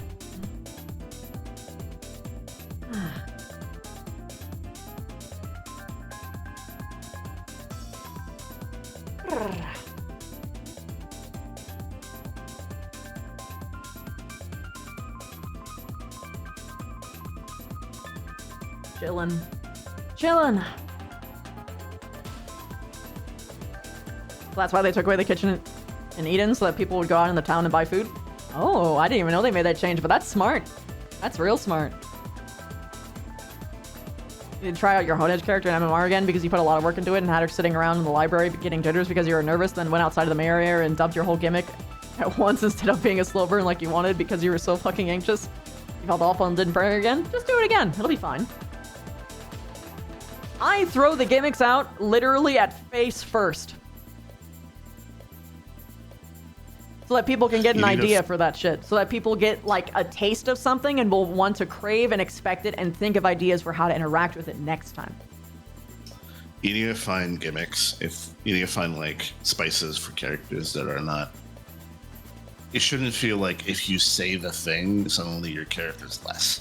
Yeah. It should feel like if you say the thing, suddenly people want to engage with the character more.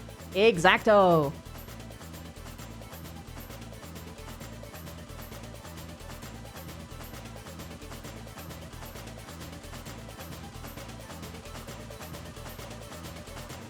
The point you're trying to make originally is that you do not just lack any aspirations towards being some kind of main character crap. You always prefer supporting roles in most things you do.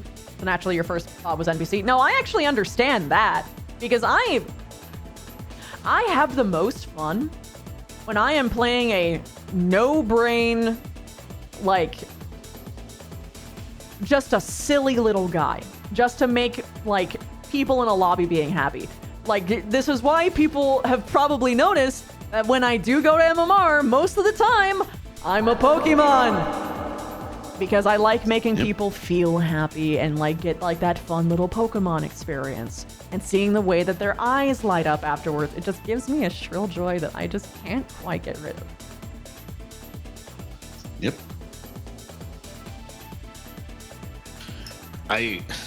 Chuck, I actually 100% agree with you.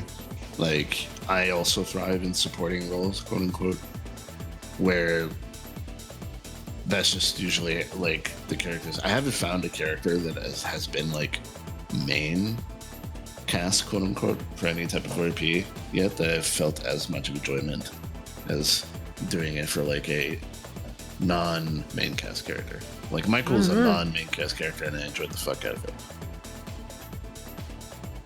You're not later, but you're an excellent second in command. The only, actually thinking about it, the only character that was like important, quote unquote, and I even struggled to say that because it's fucking weird, was Aura. Thank you, Savage. As you were saying, Wolf?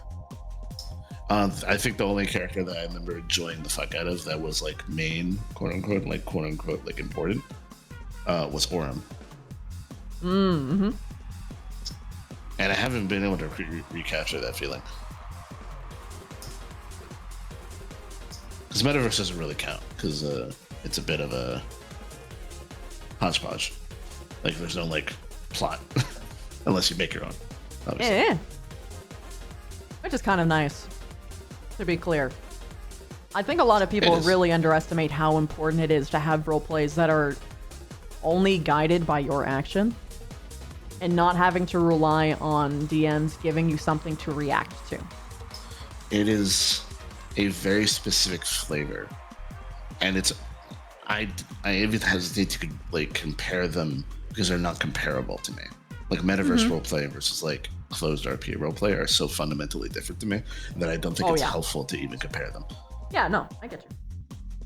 Yeah, because like I enjoy the fuck out of Metaverse roleplay. Because it's just nice. It's chill. Yeah. You basically make your own fun. It's cool. But then I do like DM stuff where like you're being DM'd, and that's also really cool, but it's a different cool.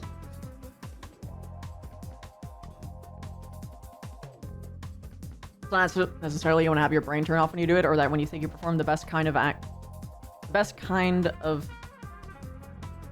or that you think you perform the best as some kind of support. Just the idea of whenever you do, complex or not, helping someone is what makes you interested. Though that doesn't mean that you wouldn't be super happy-go-lucky if you got the equivalent of manual labor 24/7. Yeah. Chuck, the reason that you feel that way is that you've lived your entire life not knowing what the right answer was and being punished for it. So being given very clear and specific instructions helps.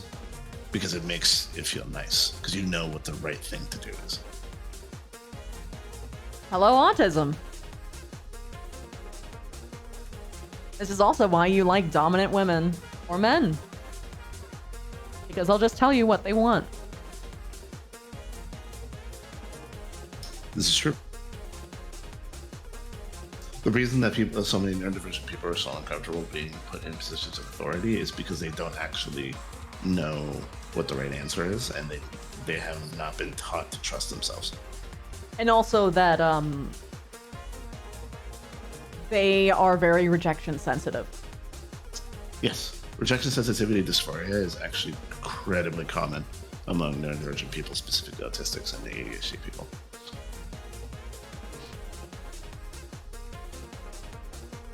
You don't like dominant partners? I like emotionally clear partners, personally. That said, if I had, like, say, a submissive partner that also told me everything that they wanted, well, by golly, by gee, I'd be feasting.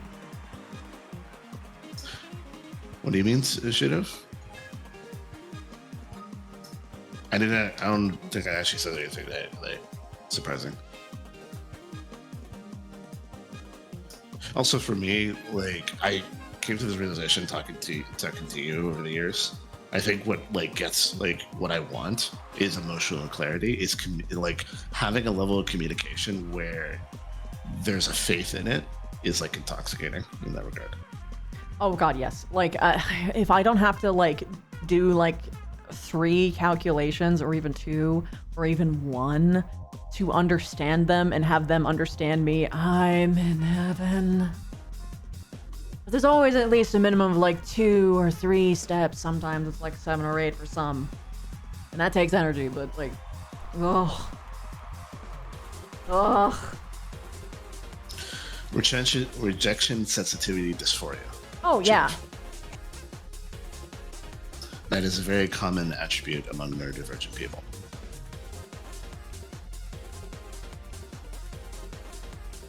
Honestly, a shame wolf, because you were so ecstatic when you first brought Asher into Eden. I loved his overall design and how you portrayed him being the gentle giant sort of guy, but you equally was able to see how you seem to not have an easy time just openly speaking to people and continuing with IC interactions outside of talking with those who already had connections with OC.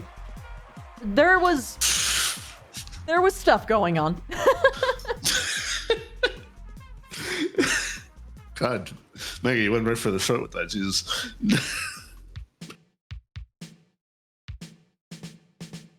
When you put an autistic person in the autistic person in a process flow, gleam. Wolf is the king of gentle giants. He's so comforting. Yeah. That's a nice shock. Thank you. It's always interesting where likes or even fantasies in these regards can evolve from certain fears or life experiences. You know, mine and where I know mine and where mine comes from. Well, I mean, I'm gonna be honest. I feel like way more studies should go into kinks and fetishes, because I genuinely think that they are rooted entirely in trauma. Like, I probably like monsters because I was traumatized from the human body from a very young age. And anything that looks as far away as a human body as possible, I feel safer. Especially because usually when, like, things are depicted as horrible monsters, usually in media, they're really nice. There's also a bit of LGBT bent to it. Yeah. Because a lot of monsters are considered the other. So if you ever feel like you are otherized for whatever reason, you find yourself empathizing with them. So the idea of, like, someone of your kin, someone of your group being kind, even if everything you've been told is they're scary, suddenly it's a lot more okay that you might not be that. You're not scary. Yeah. Speaking of perceptions carried by neurodivergency, your ADHD makes you sound arrogant and sometimes insensitive. You don't disagree. So the funny thing is that it's not ADHD that does that. It's the other part. ADHD doesn't, carry that part. That is more something in lines of autistic traits or autism fully. ADHD is just info dumping. Info dumping like fucking crazy. Info dumping and just not wanting to stop because you're info dumped. How your ADHD manifests in your personality. Yeah. It's probably why you have such an obsession with sharp teeth and claws and natural weapons and stuff and monsters, because it's probably the one to be able to defend yourself that can't be taken away from you. Yeah. Yeah. Yeah. Yeah.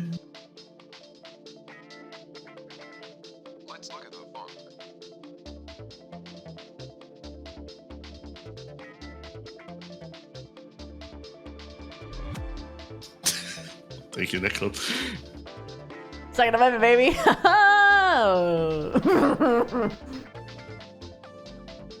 I should play Asher more in Metaverse. I keep forgetting. Tell me what you want to do, man. Yeah.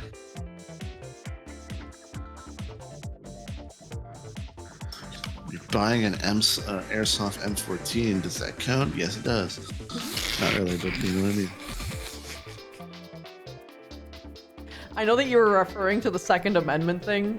My brain thought that you were still talking about ADHD, and I'm just like, yep, that does count. Guttism is a thing.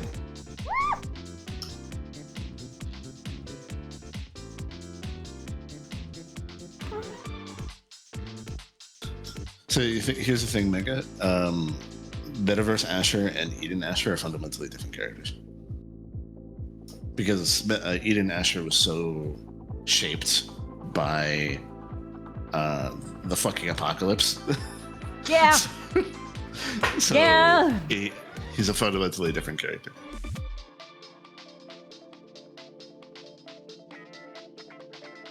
Let's look at the phone. Sit down and continue Dijon's story. Yeah. I'm honestly really excited to just be in VR again once the headset stuff is actually like settled. I can't order it until the money actually like, you know, Clears, is thrown into my bank account, I mean, but yeah. Yeah. We can fish again though. We can fish! We can do the Sonic OC fisher. I love that. That was the last time you were in character in VR, if you remember. Oh, I remember. Yeah. Doing the noises for like 5 minutes was a thing on the wheel. What? Oh my god. Actually, unironically, I kind of want that. You want to add that? That's cute. Is that something you guys actually want? I mean, I can put it on, but I guess I'm getting a better idea. Yes. Oh, fucking hell. Okay, fine. Be perceived.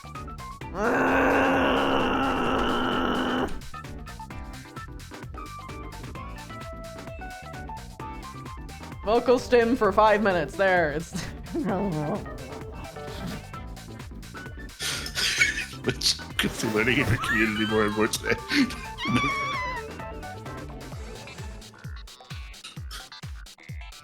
You should, Shark. We did it right.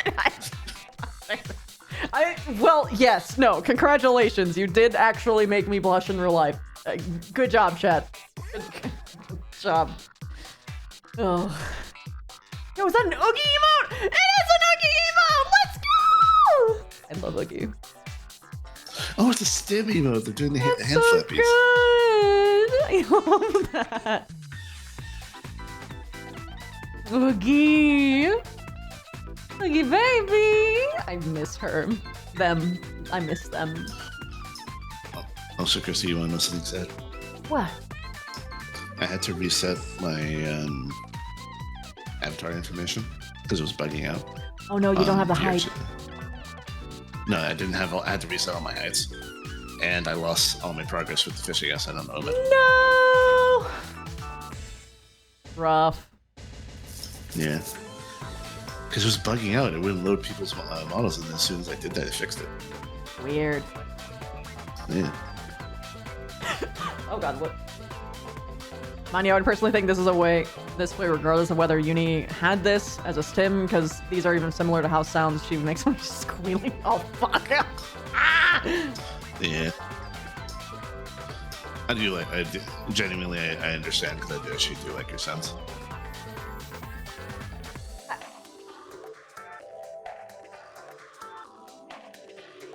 Someone could clip that out of context, man. What the fuck you mean? I have heard that in a fucking vocal drama before, okay? Okay, I'm sorry. No. You're fine. No, you're fine. You're fine. I didn't mean to actually. You're good. You're good. I'm flustered. That's all I'm saying. Ugh. Okay. You can go into the parameters of the fishing asset to change your starting level. Yeah, you can. Progress. Oh my god, that actually might make me play Omen more. Because I was so sad I didn't want to play Omen after. I was like, I don't have the gold rod. Fair enough. It's nice to meet you, flustered fuck. I'm flustered, I'm Uncle. Hi, Uncle. My favorite one, because people do that. People do that stupid dad joke all the time. Like Elena does that dad joke all the time. And when I come back and hey, I'm back, and then she goes, oh, welcome, hi back, I'm this, and I always respond, oh, hi back, I'm front. Just to get it over with. Chrissy is the one that has Omen's model, so she'll be the one presumably doing it, I guess. But yeah, I would have to be the one who does it. Anyway. Oh yeah, no, totally. I want you to figure out how to do your own stuff. I gotta actually teach you. Yeah. I also love Omen because he's such a little fucking weirdo. Little Skrillbos. Yeah. Do I know how to do it? I'm pretty sure that there's a tutorial for it for the fishing asset. Imagine being autistic and having the ability to snap your fingers and become invisible.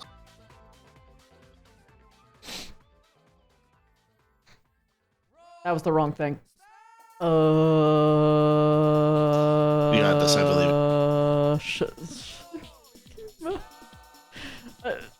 How about I snap and you go invisible? That was the wrong thing. Goodbye. You got this. I hate you. No, you don't. No, I don't.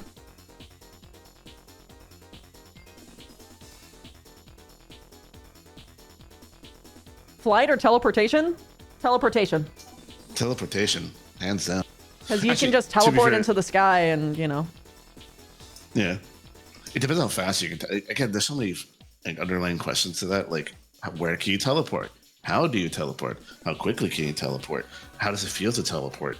Is there any ramifications of teleporting? Can you make a mistake while teleporting? I mean, flying too, because like how hard is the sensitivity? Can you land? Yeah. Is it flying just going up, and then you have to figure out how you land? Because that's just called jumping. I usually do teleportation though, because I always think, oh shit, what happens if like the fucking government finds out if I have these powers? Welp. Ka-chow. One of my favorite methods, like one of my favorite systems of teleporting. Have you ever watched a movie called Jumpers? Oh, mm-hmm. Yeah, I actually really like that teleportation system where they need to have a visual of the place. So if you take pictures, you can always teleport to that place with the picture. Yes. Yeah.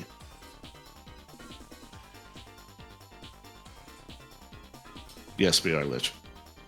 Because Nightclub asked flight or teleportation.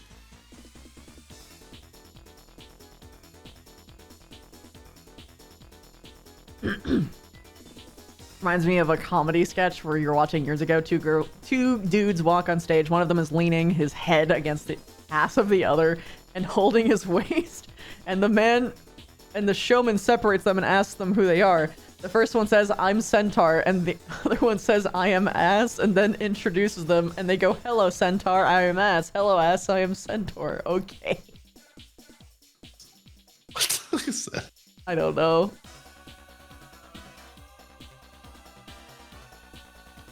I'm on the fence of... You're on the fence, Lich? Oh, which power supercard do I prefixate on more? I mean... Here's the real question. Does fly include zero gravity? Like, can I just, like, float? Because if that's the case, fly wins. And I would just do silly VR shit. If it's Superman flying, where he essentially just, like, has no clipping,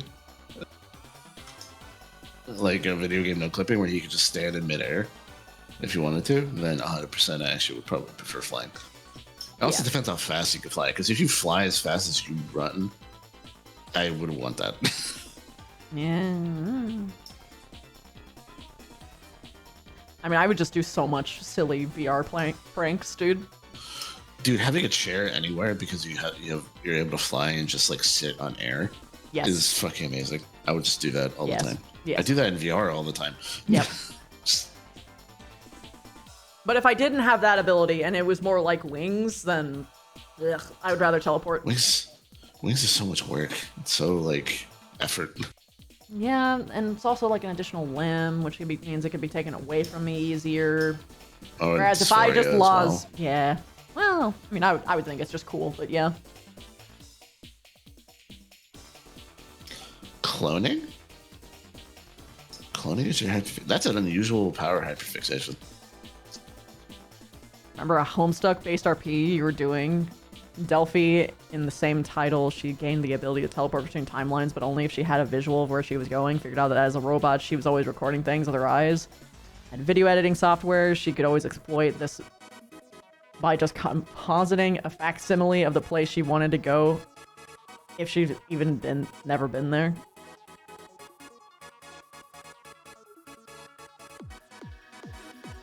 I mean, if there was more than one of me, I would finally feel like there's a safe person to date for once.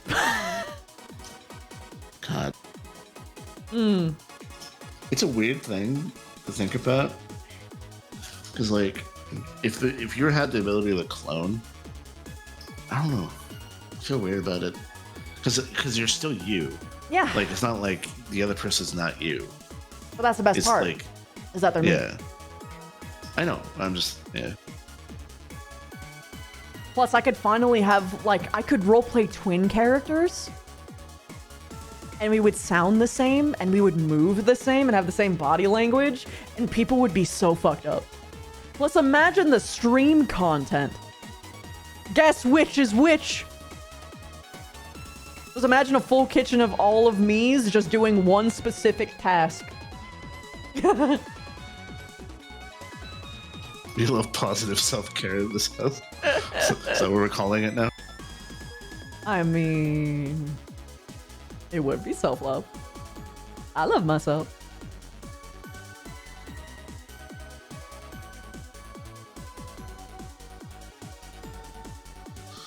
So the gain tattoos, are they permanent? That's what makes them a clone. Otherwise, it's just like construct. Yeah, it's just a simulacrum at that point. Yeah.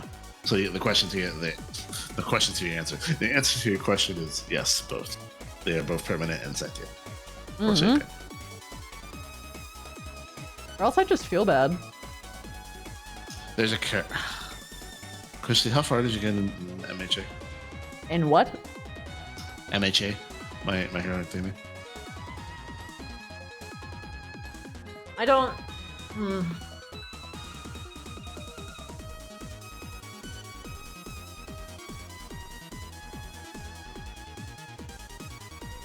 I don't recall a cloning character. Well, actually, Okay, I kind of, actually. They make, like, fake things out of, like, wax or something. Sure, let's go with that. I'm not going to explain any further. Yeah, no, me and you, Lish.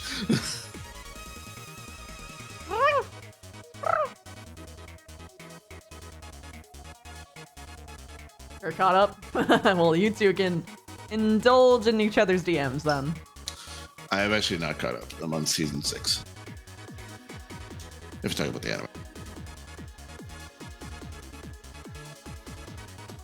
Feel constrained by the laws of physics more than your location, so flying, yeah. If it's just like floating and I get to be in 0G whenever I want, but like without the consequences of 0G, I'm doing that.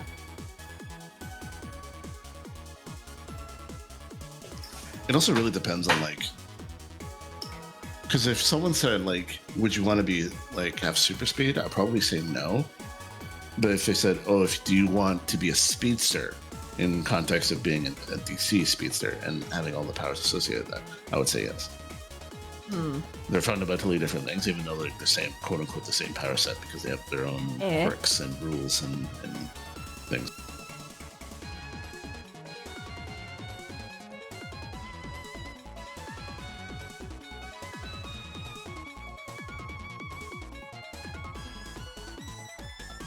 So yeah, I guess what I want isn't exactly flying powers, but like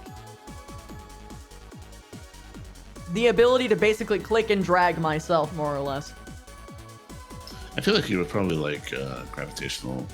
Oh yeah, no, that's literally basically what I was thinking. Yeah. Even if it was only like the minor extent. Levitation, yeah, basically. So you want to be a Raka? Kind of, except without the holding your breath thing.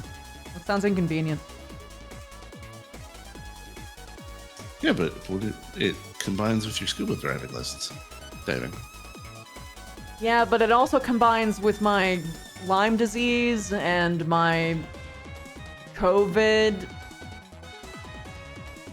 sadness. Christy pulls a lancer and bounces around the walls. I would though. But like, dude, I would play so many flamboyant, floaty characters. Like, dude, some of my like primary aesthetics are like characters that can float around and just have like this like super graceful way of just kind of like maneuvering around, but it's always like so like flirtatious and affectionate, just like the way that they just get up all close to you, like float around you. So yes. Julie. Not quite. More flirtatious. Julie is just cute.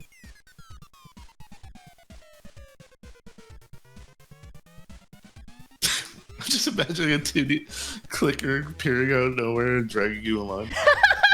Yeah, kinda. Imagine just like... Just being picked up like a cat. From a mouse, yeah. Yeah, being pulled around. A homestuck mouse just fucking grabs me and flings me.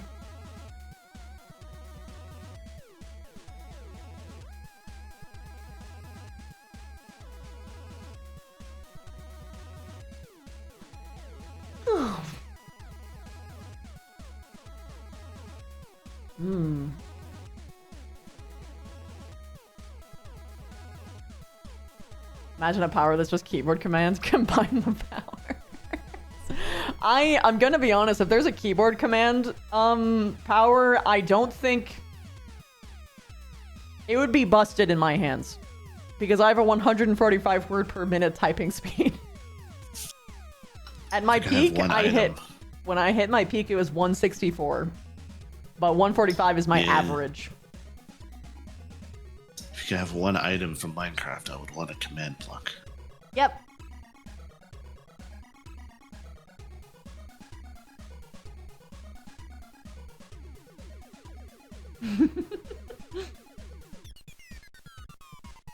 Hacking real life. Yes, exactly.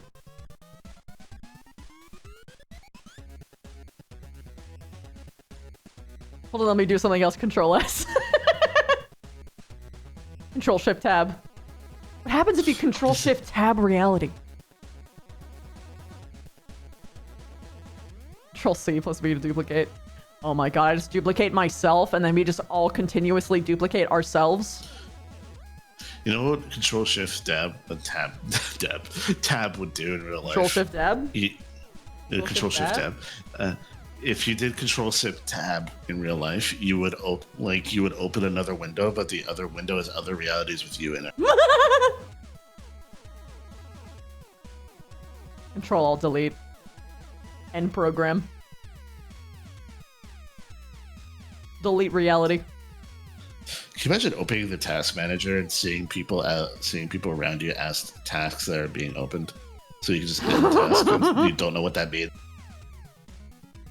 Uni's model dabbing with these glasses looks kind of cool. No way! No way! I did it to be dorky, and yet it's cool. That's fucking funny. I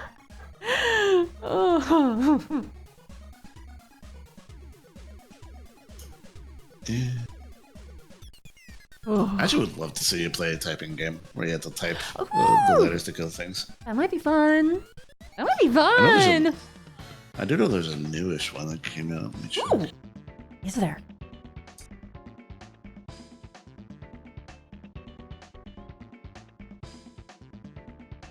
Got to find the eating all of the PC's power in it. The problem is that you would see a lot of porn if you can see all the people's tabs around you. Can you imagine seeing background tasks of other people, and it's just like their issues that they have, like depression. Oh my god. That would make socializing so much easier. I would love that. Also, the government would scoop me up in a fucking nanosecond. But it's okay, I can control alt delete their military. Shift delete, shift delete, shift delete, shift delete. What's that? America has nukes? No, you don't.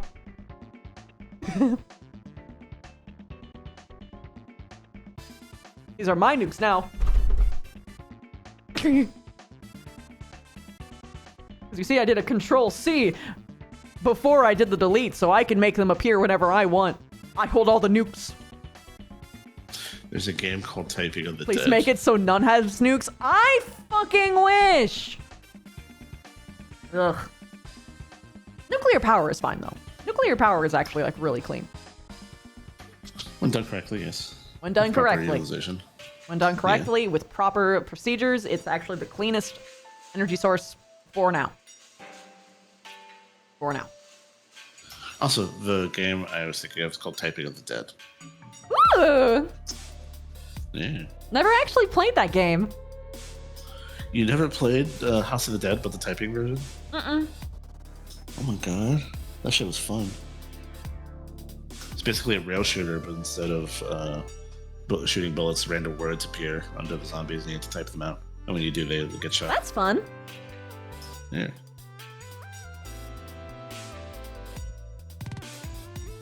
Imagine walking up to someone, get curious, and watch his tabs. It's just all porn. I mean, that's kind of me. At least during my ovulation cycle. When it's not, then it's surprisingly empty. I go from, or at least I used to go from periods of like no sexual desire to, oh my god, the moment that my period hit.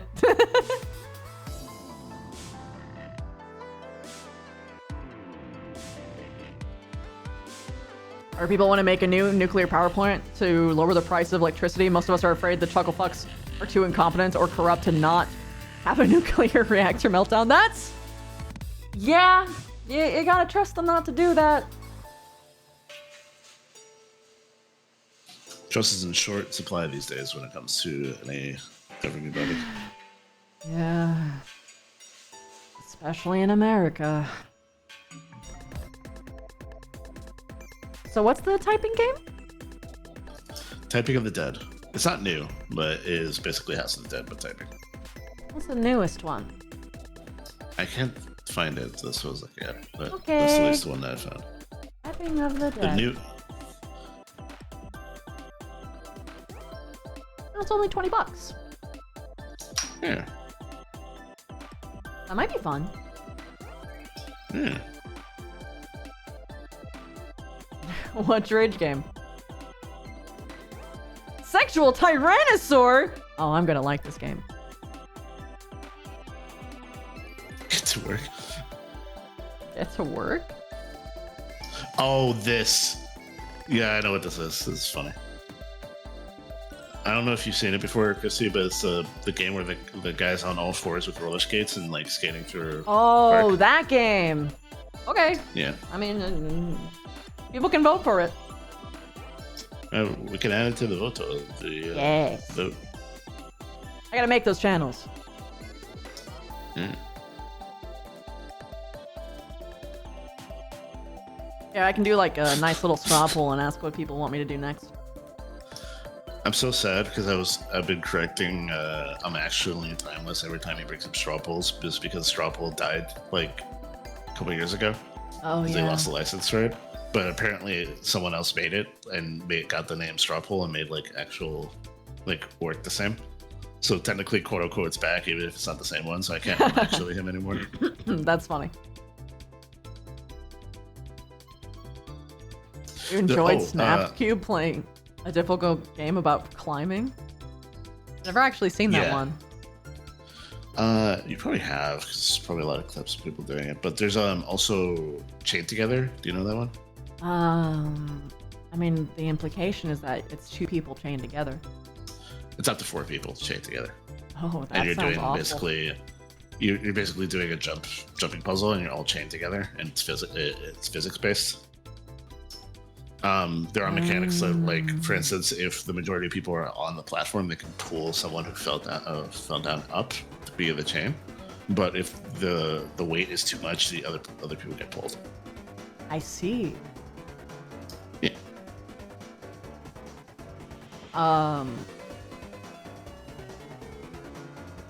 Fellas, darlings, doves. Fellas.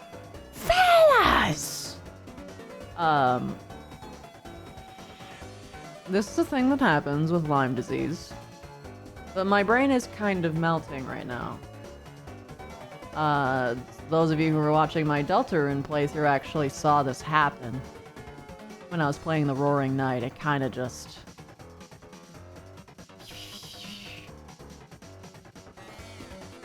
I'm gonna see if it comes back. But if it doesn't, I'll end early. But if I seem out of it, that's why. But yeah, Lyme disease recovery. This is a part of it. What were we talking about? Rage games. Rage games Chained Together. I was telling you about Chained Together. Oh yeah. Yeah. So one of the few rage games, like fighting games, that are multiplayer. I'm scared to play a rage game with people. I don't want to get mad at my friends. It's fine if it's my own ineptitude. We'll see. 4 hours of chatting hyperfixation's a pretty good time, yeah. Unless I can set up some votes and stuff. I think that would be a good use of time, I think. Bread and Fred that's chained together, but it's co-op 2D platformer with 2 penguins tied together with a rope. Oh no.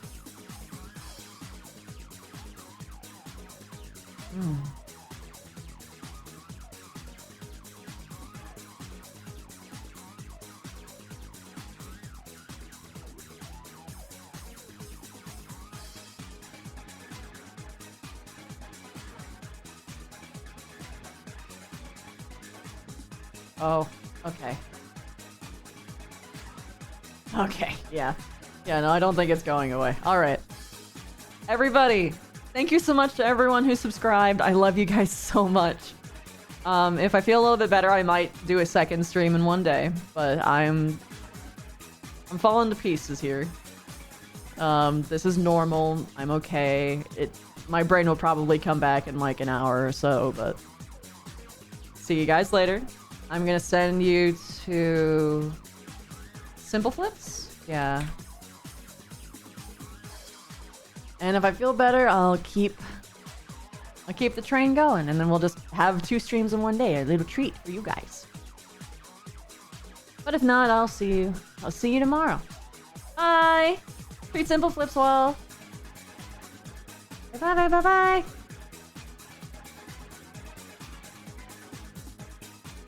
Have a good recovery and putting yourself back together. It was hard to put the pieces back together. Rest up. Yeah. Ciao, guys.